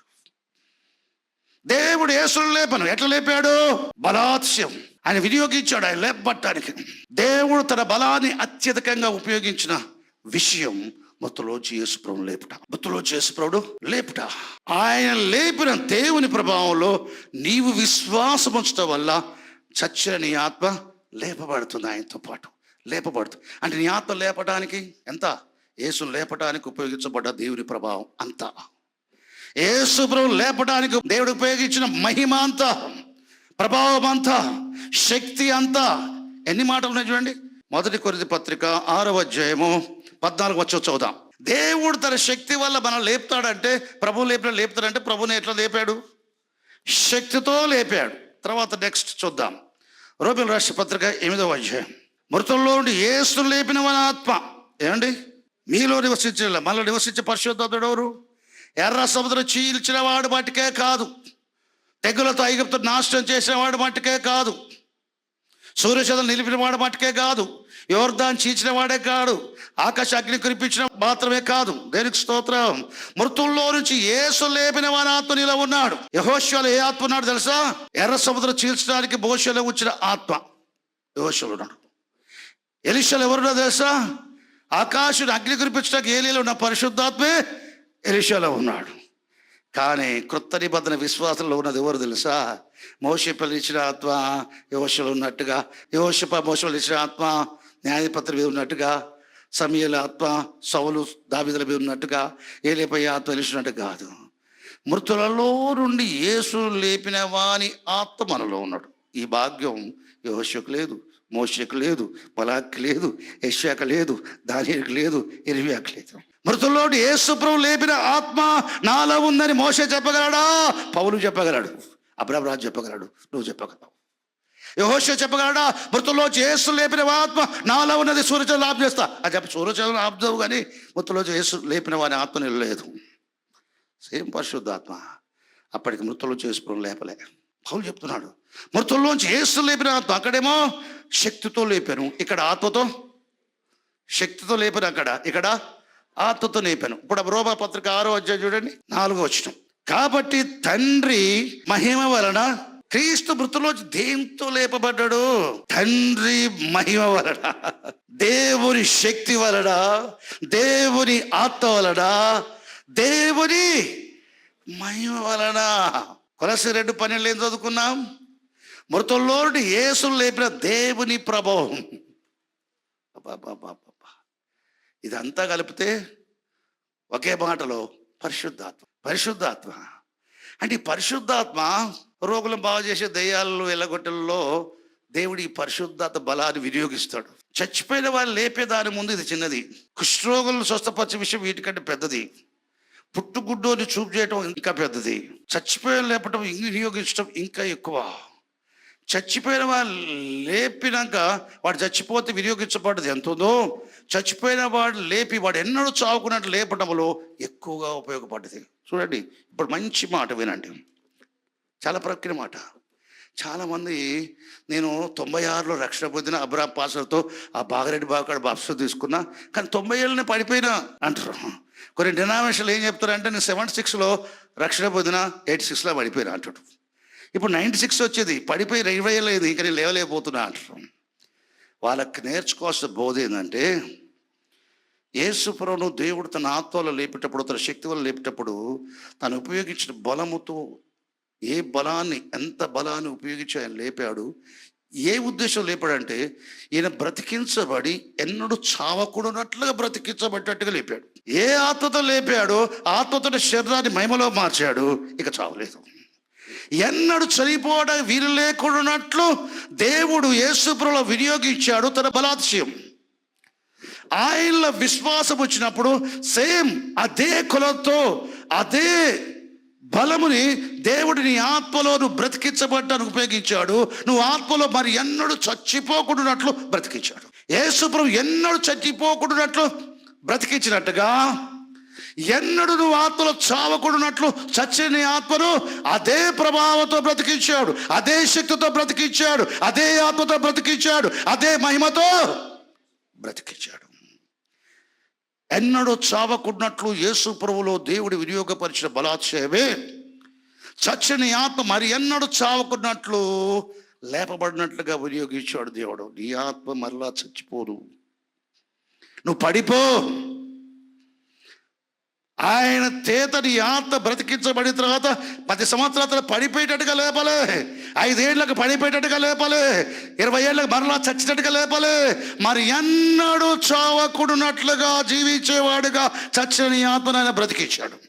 దానికి ఎంత బలం అంటే మొత్తంలో యేసు ప్రభువును లేపడానికి వినియోగించిన బలమంతా నీ ఆత్మ బ్రతికించడానికి ఉపయోగించబడు గనక మృతుల్లోంచి లేచిన యేసుక్రీస్తుగా చనిపోడు, మరణానికి ఆయనపై ప్రభుత్వము లేదు. ఆయన లేపిన దేవుని ప్రభావమే నీ ఆత్మను లేపెను. మృతుల్లోంచి లేచిన నీ ఆత్మ ఇక చనిపోదు, మరణానికి నీ ఆత్మపై ప్రభుత్వము అని ఎంచుకొనుడి. రోమాపత్రిక 6వ అధ్యాయం 8వ వచనం నుండి చూద్దాం. మనము మృతులోంచి లేచిన వరం క్రీస్తు కూడా చనిపోయినలా మృతులోండి లేచిన క్రీస్తు ఇకను చనిపోడనియు మరణమునకు ఇకను ఆయన మీద ప్రభుత్వం లేదని ఎరిగి ఆయనతో కూడా జీవించుదామని నమ్ముచున్నాం. యేసుప్రభుతో కూడా జీవిస్తాం. యేసుప్రభు జీవిస్తున్నాడా? మనము జీవిస్తాం. యేసుప్రభు మరలా చచ్చిపోతాడా? మనం కూడా చచ్చిపోతాం. లాజరు చచ్చిపోతాడా? మరలా లేపినాక చచ్చిపోతాడు. యాయిరు కుమార్ లేపితే చచ్చిపోతుందా? చచ్చిపోతుంది. విధురాలు కుమార్ లేపితే మరలా చచ్చిపోతుందా? చచ్చిపోతాడు. నిన్ను ఆత్మలు లేపితే మరలా చచ్చిపోతావా? అట్లా లేపలే. యేసుప్రభు మరలా చావకున్నట్లు లేపబడినట్టుగా నీ ఆత్మను యేసుప్రభుతో లేపాడు. యేసుప్రభు మృతులోంచి లేచి ఎట్లా చనిపోవట్లేదు, ఆయన లేపిన దేవుని ప్రభావంలో విశ్వాసము ద్వారా ఆయన ప్రభావం చేత క్రీస్తుల వినియోగపరిచే బలాతిశయము చేత నీ ఆత్మను బ్రతికించాడు, ఎన్నడూ చనిపోకున్నట్లు. యేసు ప్రభువును లేపి మహిమనిచ్చినట్టుగా నీ చచ్చిన ఆత్మను లేపి మహిమనిచ్చాడు. నీ ఆత్మ మహిమ గల ఆత్మ, నీ ఆత్మకు మహిమ ఉన్నది. ఏ దేవుని ఆత్మతో నీ ఆత్మను లేపాడో అదే దేవుని ఆత్మ నీ ఆత్మతో కలిసి నివసించడం వల్ల పరిశుద్ధాత్మ యొక్క మహిమ నీ ఆత్మకుంది, ఇక చావదు. లాజరు లేపాడు, మహిమనివ్వలేదు. యాయిరు కుమార్ లేపాడు, మహిమనివ్వలేదు. విధురాలు కుమార్ లేపాడు, మహిమనివ్వలేదు. దేవుడు యేసును లేపాడు, మహిమనిచ్చాడు, ఇక చావడు. వారికి మహిమనివ్వలేదు కనుక చస్తున్నారు. ఈయన లేపి మహిమనిచ్చాడు కనుక చావట్లేదు. యేసు ప్రభువును లేపిన దేవుని ప్రభావమే నీ ఆత్మ లేపింది, దానికి మహిమ ఉన్నది, చావదు. నువ్వు పడిపోవు. ప్రతి చిన్నదానికి నేను పడిపోతా ఆ బోధలు వింటే పడిపోతావు. జాగ్రత్త కోసమే 1 కొరింథీ పత్రిక 10వ అధ్యాయంలో పౌలు రాశాడు. ఇశ్రాయేలీయులందరూ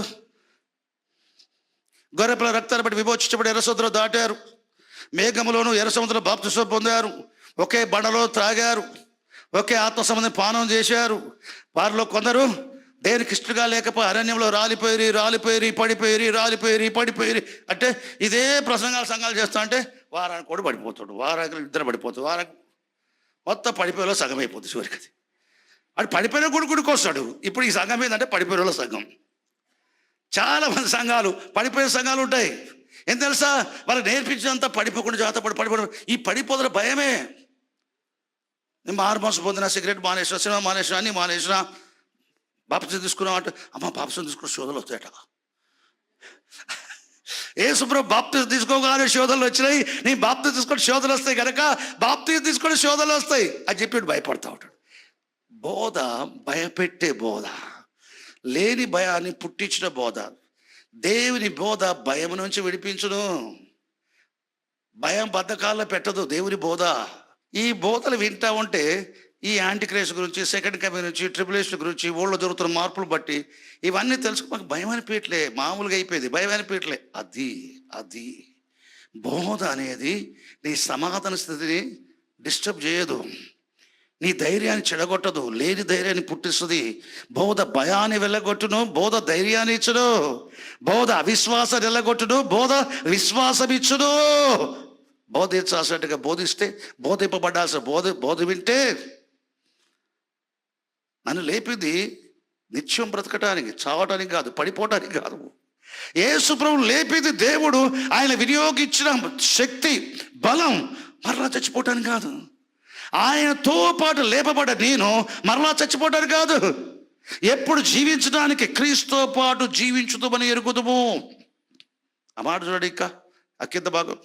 అటువలే 10వ వచనం, ఆయనతో కూడా జీవించుదామని ఎరుగుదాము నమ్ముచున్నాం. ఏలైనగా ఆయన చనిపోవడం చూడగా పాప విషయమై ఒక్కసారే చనిపోయాను, కానీ ఆయన జీవించడం చూడగా దేవుని విషయమై జీవించున్నాడు. చచ్చిపోయి లేచి అనేకులు చచ్చిపోయారు, వారి వలె కాదు.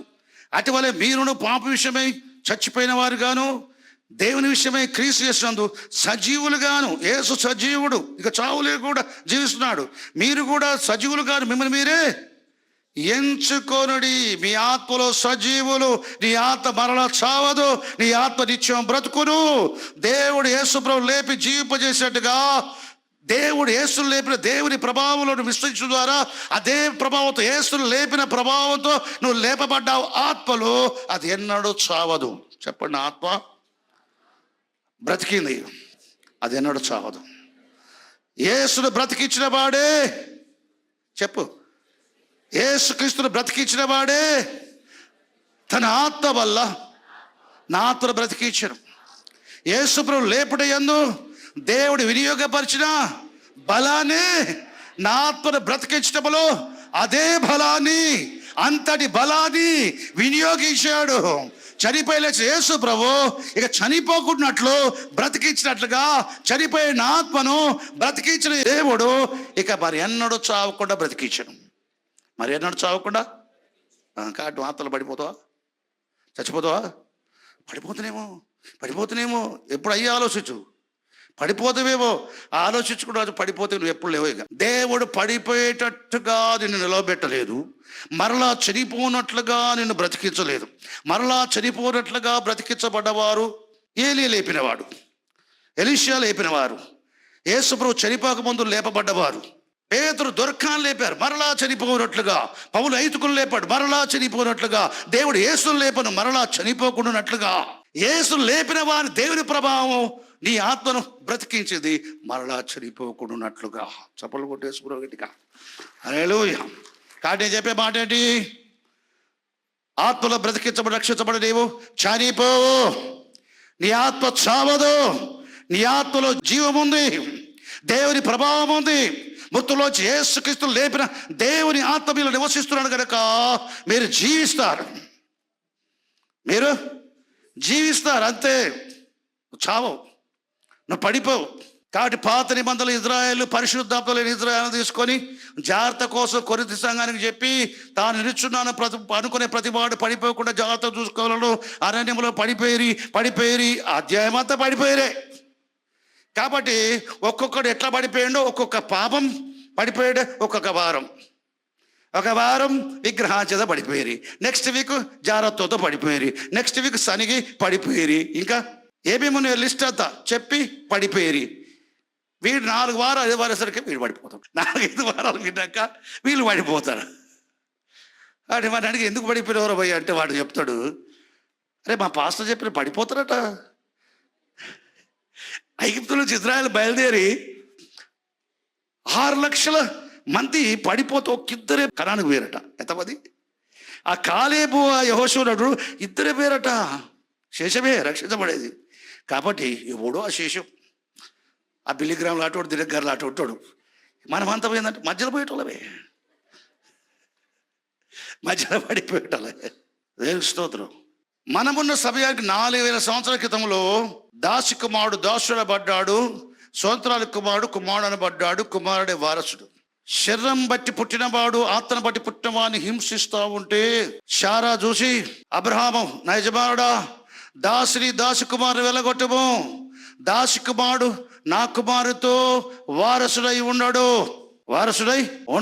కుమారుడు వారసుడు అని చెప్పుకొచ్చాడు. యేసు ప్రభు ఏం చెప్పిండు తెలుసా?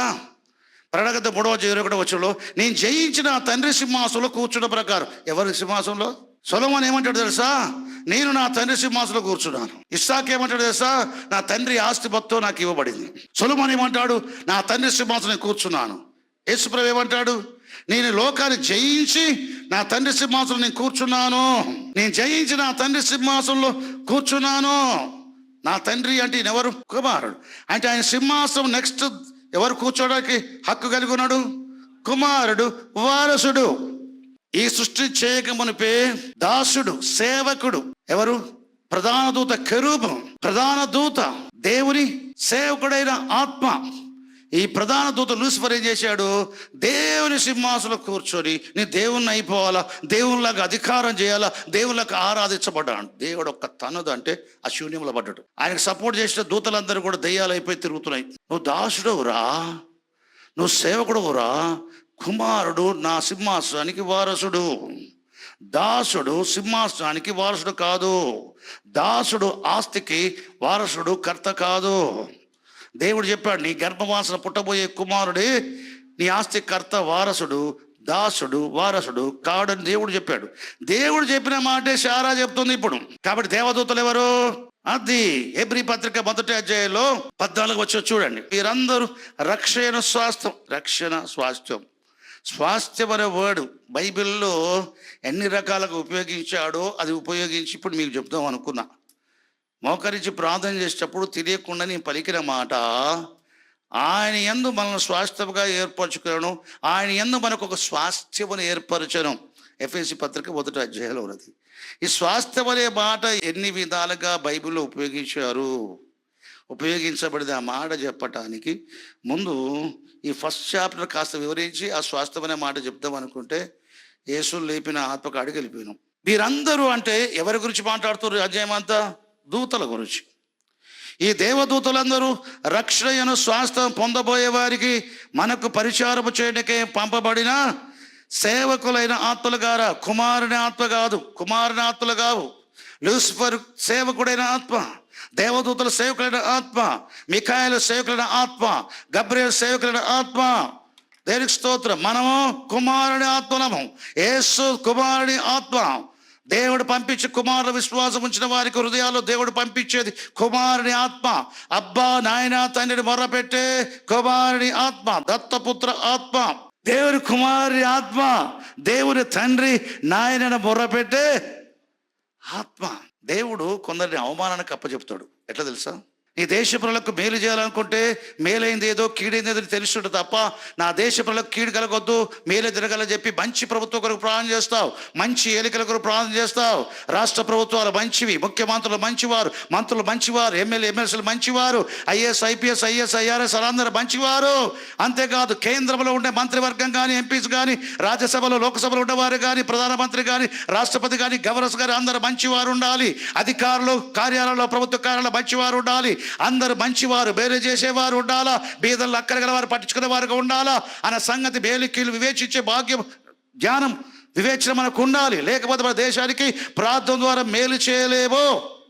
నీ దేశం మేలు చేయడానికి తెలిసి ఉండాలా, దేశ పరిస్థితులు తెలిసి ఉండాలా, ప్రపంచ పరిస్థితులు తెలిసి ఉండాలా. దేనికి స్తోత్రం, దేని భయమెక్కల్లో కాక. చూడండి, కొన్నిసార్లు నెబుకద్నెజరు దాకా హెచ్చించుకుంటే ఆయన రాజు బబులోను భవంతి చూసి ఇదంతా నా ఘనత కొరకే కదా కట్టబడ్డ బబులోను అనుకుంటే వెంటనే పరలోకంలో ఒక స్వరం వచ్చేసింది ఆకాశం నుండి.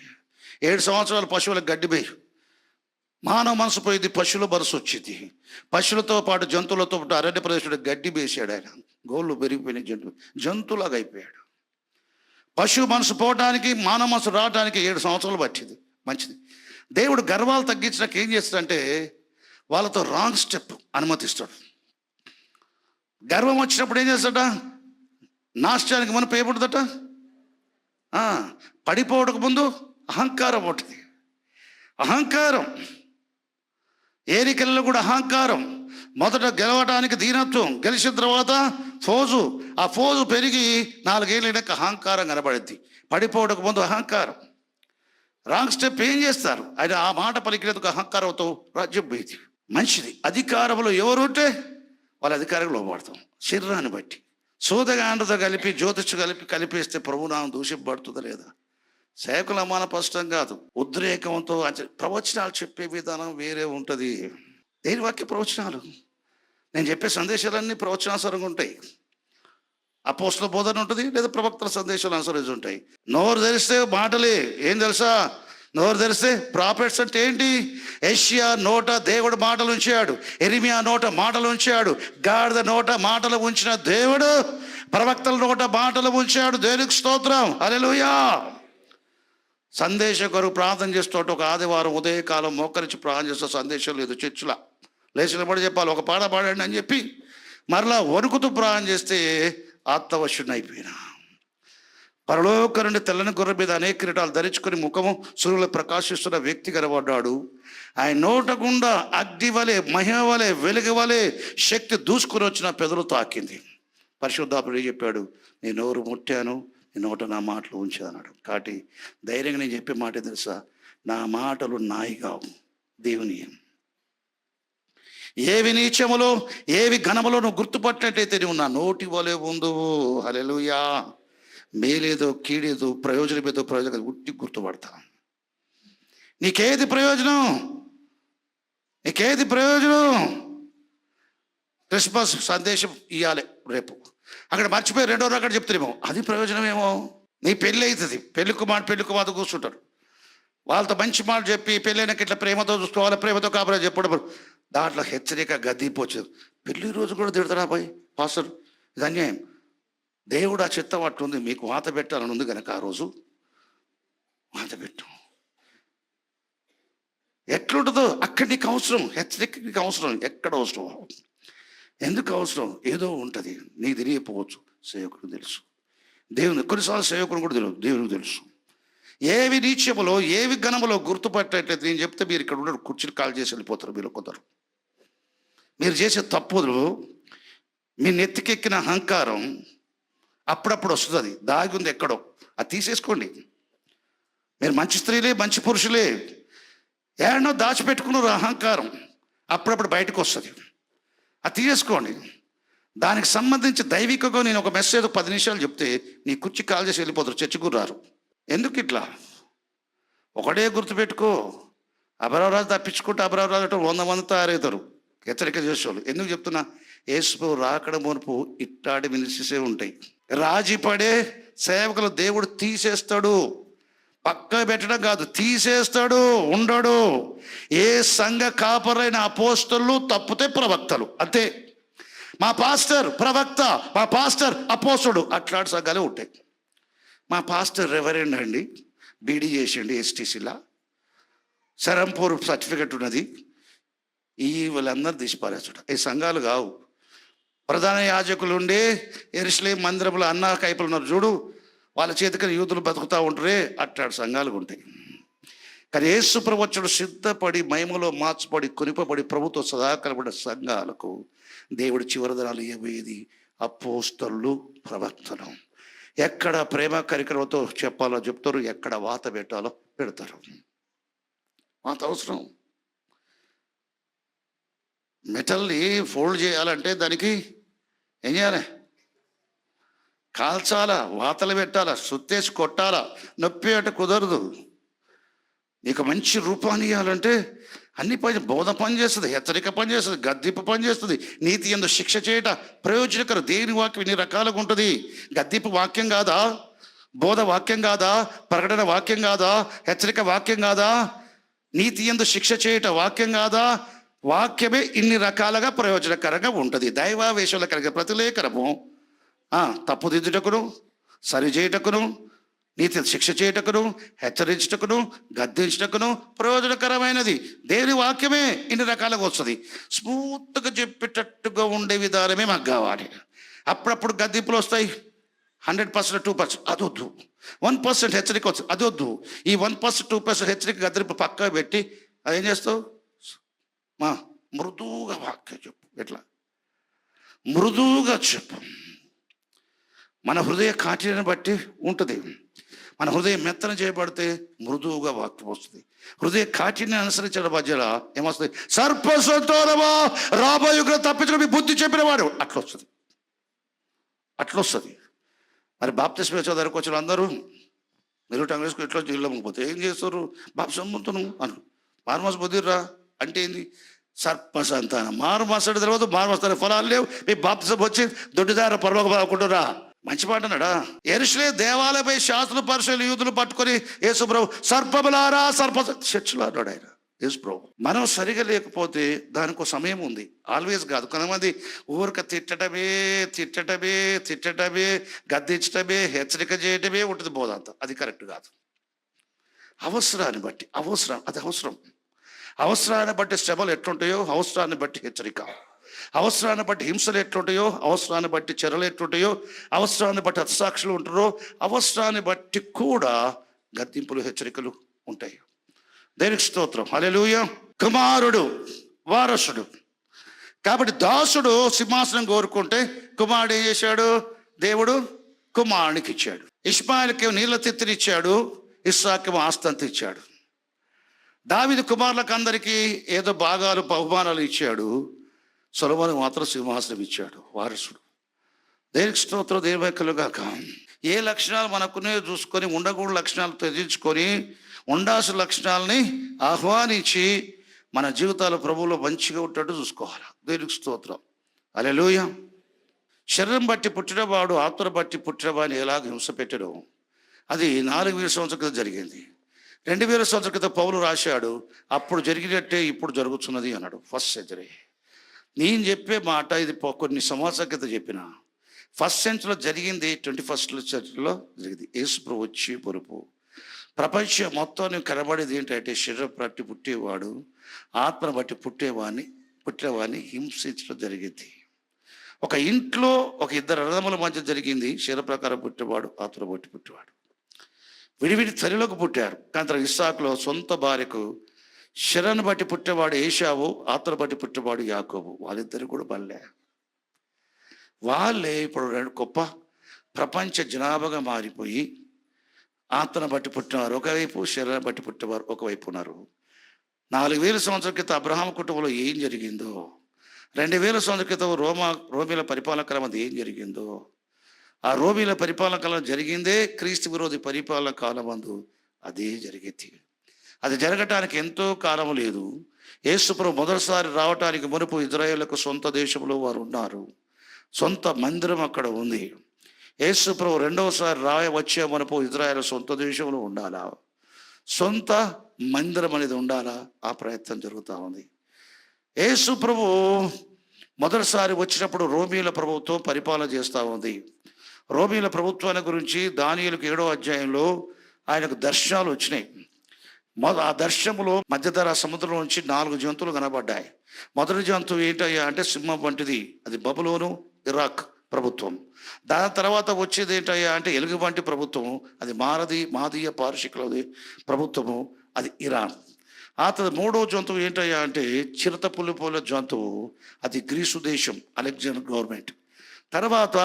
దాని తర్వాత వచ్చి ఈ జంతువుల పేర్లు ఎలుగుబంటి, చిరుతపులి, సింహం అని చెప్పబడిన 3 ప్రభుత్వాలు ఉన్నాయి.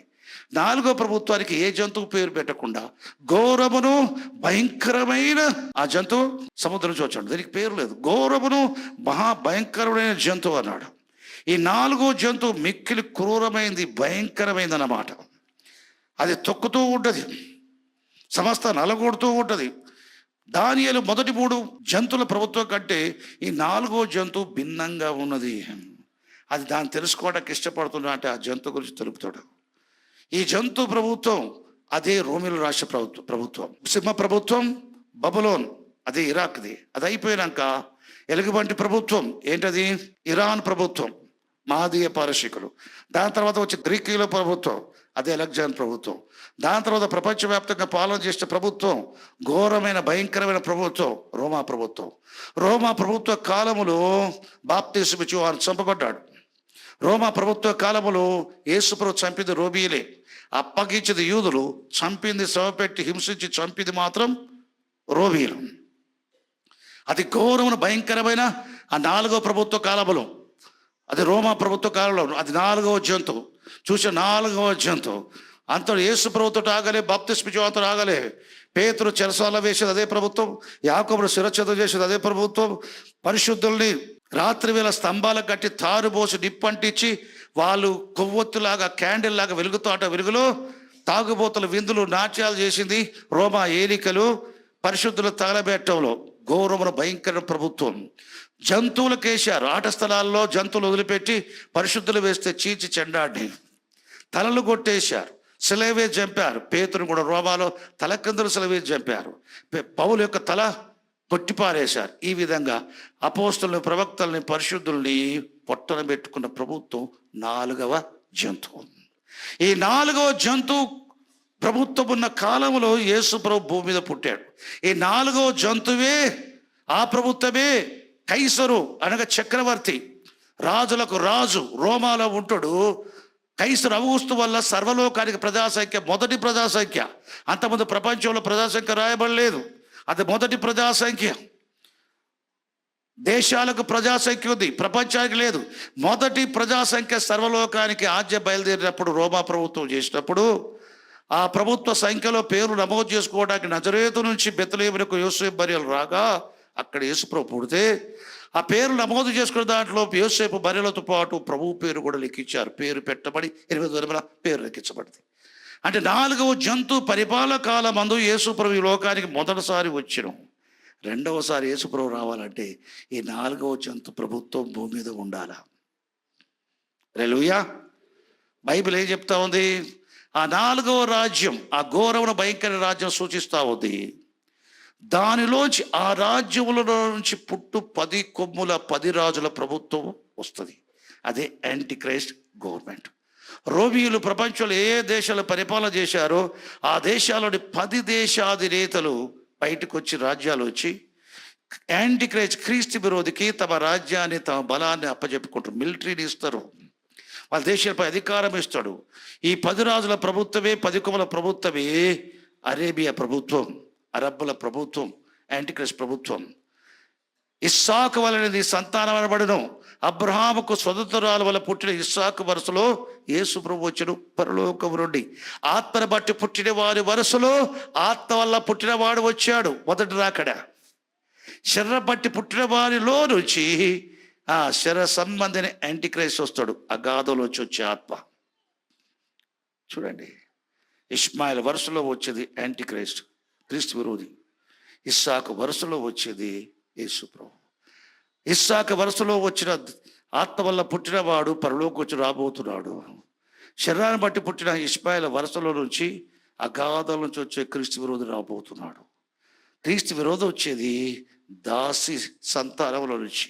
క్రీస్తు వచ్చేది పరలోకం నుంచి. దేవుని ఆత్మ వలనైన శరీరమైంది, ఈ లోకానికి రాబోయేది. మొదటి రాకడలో ఘోరను భయంకర 4వ ప్రభుత్వం రోమా ప్రభుత్వం ఉంది. పరిశుద్ధులు చంపినట్టుగా రోమా ప్రభుత్వం అంతకుముందు ఉన్న 3 ప్రభుత్వాలు చేయలే. కాబట్టి ఎలుగు వంటి, చిరుత పులి, సింహం వంటి పోలిన ఈ బబులోను, మాదీయ, పారసికుల, గ్రీకుల ప్రభుత్వ కాలంలో పడిన దానికంటే ఎక్కువగా ఘోర భయంకర ప్రభుత్వ కాలంలో 3 శతాబ్దాలు, 2.5 శతాబ్దాలు ప్రపంచమంతా పరిశుద్ధులు చంపట్టు జరిగేది. ఆ ఘోర భయంకర ప్రభుత్వ కాలంలో యేసు ప్రభు మొదటి రాకడ సంభవించింది. ఆయన శ్రమ పెట్టింది, ఉమ్మివేసింది, కొడాలతో కొట్టింది, బేకులు కొట్టింది, ముళ్ళ కిండం పెట్టింది, అపహాసం చేసింది, ఉదారంగా వస్త్రం తొడిగించింది, మళ్ళీ విప్పింది, మరలా ఆయన శిలువను మోపించింది, ఆయన దిగంబరగా చేసి చంపేసింది. ఎవరయ్యా అంటే ఘోరమును భయంకరునైన ప్రభుత్వం.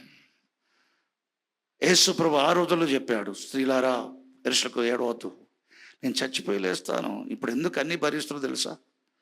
నేను గొర్రెపిల్లకి వచ్చా, ప్రాణం పెడితే లోకం బ్రతికింది. లోక రక్షకుడికి వచ్చా, లోకము నశించకుండా రక్షించాలంటే గొర్రెపిల్ల వలె నేను వధించబడాలా. కానీ ఒక రోజు వస్తుంది, ఒక రోజులు వస్తాయి, పిల్లలు లేని ధనులు చెప్పబడదు. ఆ దినాలలో లోకంలో రాజులు, సహస్రాధిపతులు, సైన్యాధిపతులు, సైన్యాధిపతులు, ధనవంతులు, వాళ్ళు వీళ్ళు అందరూ కూడా ఏం చేస్తారు? అరణ్యానికి, కొండల్లోనికి, బండల్లోనికి, పర్వతాలు చొరబడి పారిపోయి బండ సందుల్లో, కొండ సందులో దూరి, కొండలారా, పర్వతాలారా, గొర్రెపిల్ల ఉగ్రత బాధనం వచ్చనే, మమ్మల్ని ఆయన సన్నిధికి ఆయనకు మరుగు చేయండి, మమ్మల్ని మరుగు చేయండి. దాన్ని తట్టుకునే దేవుడు మరుగు చేయండి అని చెప్పేసి వాళ్ళు పారిపోయి అంటారు. అప్పుడు నేను రెండవ రాకడ ఉగ్రతతో వస్తారు, సింహముల యూదా గోత్ర సింహంగా వస్తాను అన్నాడు. అప్పుడు ఏ ఘోరములు భయంకర జంతువుతో 2000 సంవత్సరాలు యేసుక్రీస్తు ప్రభు మొదటి రాకడలో చీల్చబడ్డాడు, అదే ఘోరముల భయంకర ప్రభుత్వం తిరిగి పునరుద్ధరించబడుతుంది. 10 రాజ్యాల కూటమితో కూడా ప్రభుత్వం వస్తుంది, అరబ్బుల ప్రభుత్వం. రోమియోలో పనిచేసే క్రీస్తు విరోధి ఆత్మతోటే ఇది అరబ్ దేశాల నుంచి వచ్చే క్రీస్తు విరోధి ప్రభుత్వం. ఆ ప్రభుత్వ కాలమందు యేసు ప్రభు చీల్చి పారేయడానికి యూదా గోత్ర సింహముగా రెండవ రాకడ రావాలా.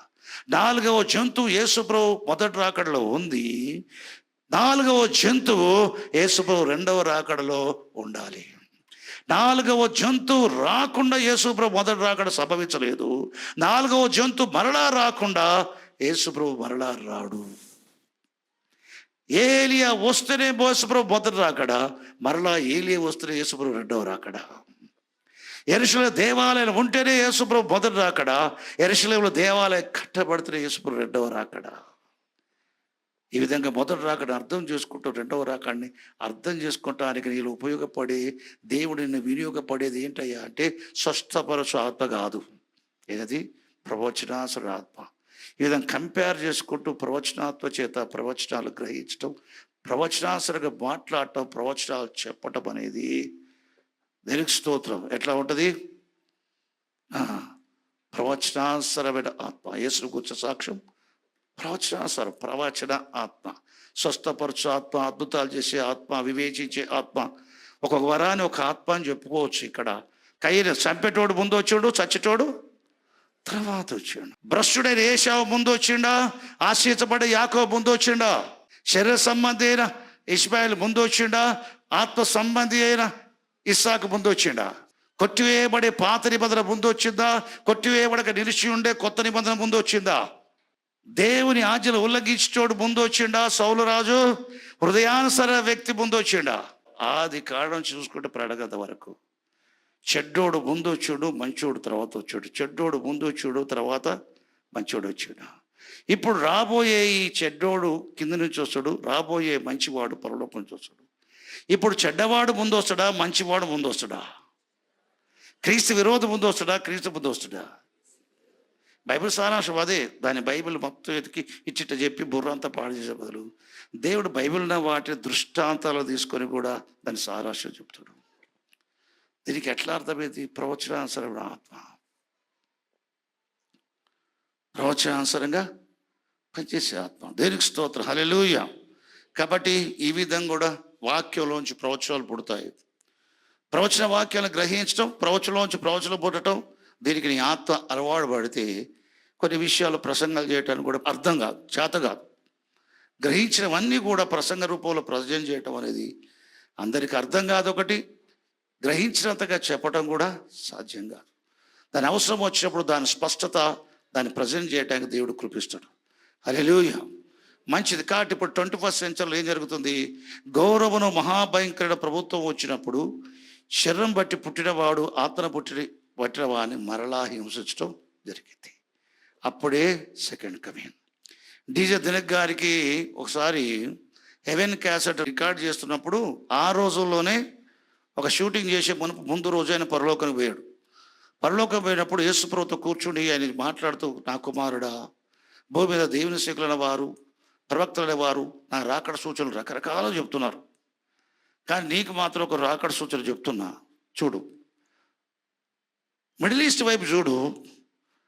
ఆ మిడిల్ ఈస్ట్ కంట్రీస్ ఈ రోజులో సువార్త చెప్పడానికి అవకాశం లేదు.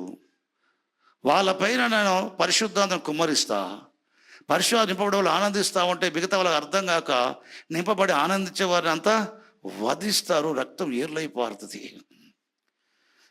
పరిశుద్ధ నింపబడి పరిశుద్ధంగా ఉండే వారు అందరినీ కూడా ఆ దేశాల్లో గొప్ప వధ జరిగిద్ది, రక్తం ఏరై పారిద్ది. అప్పుడు నేను జోక్యం చేసుకుంటా అన్నాడు. అంతే చెప్పిండు ఆయన. దాన్ని అర్థం చేసుకోవాల్సింది ఏంటి? శరీరం బట్టి పుట్టిన వాళ్ళందరూ కలిసి ఆత్మను బట్టి పుట్టిన వారిని చంపుతారు. అది ఎప్పుడు జరిగింది? ఘోరమును భయంకరమైన 4వ జంతువు యొక్క పరిపాలన, యాంటీక్రైస్ట్ పరిపాలన. యాంటీక్రైస్ట్ గవర్నమెంట్ దేంట్లోంచి పుడుతుంది? ఆ రోమా ప్రభుత్వ ఆ రాజ్యంలోంచి పుట్టేది. ఆ రాజ్యంలోంచి పుట్టబో 10 మంది రాజులు పుట్టబో, ఇంకా రాలే ఆ ప్రభుత్వం. వచ్చే టయానికి ఉన్నాం. ఆ పుట్టబోయే యాంటీ క్రైస్ట్ యొక్క 10 మంది రాజుల ప్రజలు వచ్చినట్టు రాజు యొక్క ప్రజలు ప్రపంచంలో మనం చూస్తున్నాం ఇప్పుడు హమాస్కు సపోర్ట్గా. కాబట్టి ఎంతో కాలం లేదు యాంటీ క్రైస్ట్ వీలు కావటానికి. లోకల్ ప్రవక్తలు చెప్తారు నెక్స్ట్ ఇయర్ వచ్చేస్తే 6 ఒకడు అంటాడు, నెక్స్ట్ ఇయర్ వచ్చేస్తాడు యాంటీ క్రైస్ట్ అంటాడు. ఎక్కడి నుంచో వస్తాడు, ఎదురు చూస్తారు. ఉన్నాడు, ఆల్రెడీ ఉన్నాడు, యాంటీ క్రైస్ట్ ఉన్నాడు. వాడు చేసే పనులు ఇవన్నీ ఎప్పటి నుంచో చెప్పుకుంటున్నాం మనం. దేనికి స్తోత్రం. చివరి దినాల్లో ఉన్నాం. దేవాలయం కట్టబడటానికి కారకుడు వాడే. 7 సంవత్సరాల యుద్ధం జరగకుండా ఉండటానికి కారకుడు వాడే. పాలస్తీనా ఇజ్రాయెల్ని సమాధాన పరిచేది వాడే. సమాధాన పరిచిన తర్వాత 3.5 సంవత్సరాలు దేవుణ్ణి అని చెప్పుకుని దేవాలయం కూర్చోది వాడే. దేవాలయం కూర్చొని 3.5 సంవత్సరాలు మహాశ్రమలు వాని మూలంగానే కలుగుతాయి. ఆ శ్రమ దినములు గడిచిన మూమట అంటే ఆ 7 సంవత్సరాలు అయిపోయినంత మేమట ఏమైంది? యేసు ప్రభు తన ఆగమన ప్రకాశంతో వచ్చేసి తన నోటి యూపురి చేత వాని సంహరించును. సమస్త ఆధిపత్యం అధికారం భూమి మీద కొట్టివేసి తండ్రి దేవునికి రాజ్యం అప్పగించును. పరిశుద్ధులు క్రీస్తు పరిచి 1000 సంవత్సరాల భూమి మీద పరిపాలన చేతులు. ఈ జరగబోయే విషయాలు. దీంట్లో చేర్పులు మార్పులు ఏమీ లేవు. ఉన్నది ఉన్నట్టుగా బైబిల్లో మనం చెప్పుకోవడం జరుగుతూ ఉంది. దేవునికి స్తోత్రం. దేని మహిమకలుగా. వారిలో ఉన్నవాడి కంటే మనలో ఉన్నవాడు గొప్పవాడు కనుక మీరు వారిని. ఒకప్పుడు నేను భయపడేది మాకేదని, కానీ వాక్యాలు ఎదిగే కొద్దీ విశ్వాసం పెరిగే కొద్దీ వారిలో ఉన్నవాడి కంటే మాలో ఉన్నవాడు గొప్పవాడు. పైనుండి వచ్చిన వాడు మాలో ఉన్నాడు, కింద నుంచి వచ్చిన వాడు వాళ్ళలో ఉన్నాడు. కింద నుంచి వచ్చిన వాడు ఎప్పుడు కిందికి, పైనుండి వచ్చిన వాడు ఎప్పుడు పైనే ఉంటాడు. దేనికి స్తోత్రం. హల్లెలూయా. కాబట్టి దేనికి స్తోత్రం. ఇట్లాంటి వాక్యాలు నేర్చుకుంటే మనకి ఎండ్ టైంలో ఉపయోగపడతాయి. మనకుండబోయే దినాలు భయంకర దినాలు కనుక ఈ దినాలలో దేవుని కృప ఎక్కువ ప్రబలాలి. మన జీవితంలో కృపతో నిండుకోవాలా. కృపాబలాలు పెరగాలంటే ఆత్మసభ జ్ఞానం కూడా పెరగాల. ఆత్మసభమైన జ్ఞానం లేకపోతే, లేఖనపరమైన జ్ఞానం, విశ్వాస సుబోధ సభ లేఖనాలు లేకపోతే నువ్వు కృపలో ఎదుగుటం కష్టం, బలంగా ఉంటావు కష్టం. కాబట్టి విశ్వాసం స్థిరులు కథనవారుగా ఉండి ఆయన కార్యాభివృద్ధి ఎల్లప్పుడూ ఆసక్తి కలిగి ఉండాలి. విశుద్ధులైన తండ్రి పలుకుల మా ప్రభావానికి స్తోత్రకంతా ప్రభావం చేస్తున్నాయన. ఎట్టి ఆరాధనలో మాతో ఆరాధించబడి మయపరచబడి మా ప్రియ తండ్రి, నీ మహిమనిత్వం నీ చేత నిర్మించబడి నీ జనంలో ఉన్నాయన. నీ స్తోత్రంలో ప్రజలు చేసేట్టుకు బొమ్మలు ఏర్పరచుకుని నియమించుకున్నావు. నీకు స్తోత్రం. నీ సహవాసాన్ని పిలిచావు. నీ పిలుపు వల్ల కలిగే నిరీక్షణ ఎట్టుదో మేము తెలుసుకోవాలి ప్రభా. తండ్రి క్రీస్తులో వినియోగించిన బలాత్స్యం ఏంటో తెలుసుకోవాలి ప్రభా. మృతుల్లోంచి ఆయన లేపటేందుకు వినియోగించిన బలాత్స్యం ఏంటో మీరు తెలుసుకోవాలి ప్రభా. తండ్రిని ఎరుగుటేందుకు ప్రభా జ్ఞానం ప్రత్యక్ష బలసమ కలగాల ప్రభా. వీటన్నిటి ఎరుగుటకు ప్రభా జ్ఞానం ప్రత్యక్ష బలసమ కలగాల ప్రభా. స్తోత్రం. యేసు ప్రభు నామములో రక్షణ అనుభవంతో పాటు రాకడ గురించి జ్ఞానం కలగాలి, ప్రత్యక్షతలు మాకు ఉండాలి. ప్రవచనాసరమైన లేఖనాలతో మేము పెంపారించబడాలి ప్రభా. ప్రవక్తల గ్రంథాలు వచ్చి ప్రభా అనేక విషయాలు బోధించబడాలి ప్రభా. ఈ ప్రవచన గ్రంథాన్ని చదివేవాడు, దాన్ని వినేవాడు, గైకొనేవాడు ధన్యుడు. బైబిల్ చెప్తుంది మాత్రం స్తోత్రాలు తెలుసునా. యేసు ప్రభు నామములో తండ్రి దేవ మమ్మల్ని సజీవంగా సమర్పించుకుంటున్నాం. నీకు సమస్తమై మా ఘనత ప్రభావం తెలుస్తాం. నీ ప్రజలను ఆశీర్వదించండి. గత వారమంతా, గత కాలమంతా, గత మాసమంతా, ఈ మాసమంతా జరిగించే పరిచయం బట్టి, విత్తబడి వాక్యాన్ని బట్టి స్తోత్రం. దేని వాక్యానికి నీరు కట్టి ఫలింపచేయడం జీవితాల్లో, ఫలభర్తల జీవితాలు ఆత్మలో దయచేయి, ఫలభర్తల జీవితాలు బాహ్యమందు దయచేయి. నీ అందు భయభక్తుల పిల్లలు పెద్దలు వృద్ధి పొందించు. భూమి యొక్క సూచి యెహోవా అబ్రహాం ఆశించబడ్డగా, భూమి యొక్క సూచి యెహోవా మేమందరం ఆశించబడ్డవారు. మా కుటుంబంలో ఆశీర్వదించబడాలి ప్రభు. మా కుటుంబంలో వృద్ధులు ఆశీర్వదించబడాలి, పిల్లలు ఆశీర్వదించబడాలి, స్త్రీలు పురుషులు యవనస్తులు అందరూ ఆశీర్వదించబడాలి. మమ్మల్ని ఆశ్రయించి పంపించమని అడుగుతున్నా తండ్రి దేవా. నీకు సమస్త మహిమ ఘనత ప్రభావం తెలుస్తా. రోగులైన ప్రతి ఒక్కరి బట్టి స్వస్థపరచు, సమాధాన సంతోషములు దయచేయి. యేసు ప్రభు నామములో స్తుతిస్తూ ప్రార్థిస్తున్నా ప్రభు తండ్రి. ఆమేన్, ఆమేన్. మన ప్రభు యేసుక్రీస్తు కృప, తండ్రి దేవుని ప్రేమ, పరిశుద్ధాత్మ సహవాసం ప్రభుత్వ పర్యంతం అనుదిన మేలు కొరకు, ప్రభు రాకల పొందబోయే మహిమ కొరకు మనకును మన కుటుంబాలకు ఆయన నామన ప్రార్థించే సంఘాలకన్నిటికీ సేవకులకందరికీ తోడై ఉండుగాక. ఆమేన్, ఆమేన్.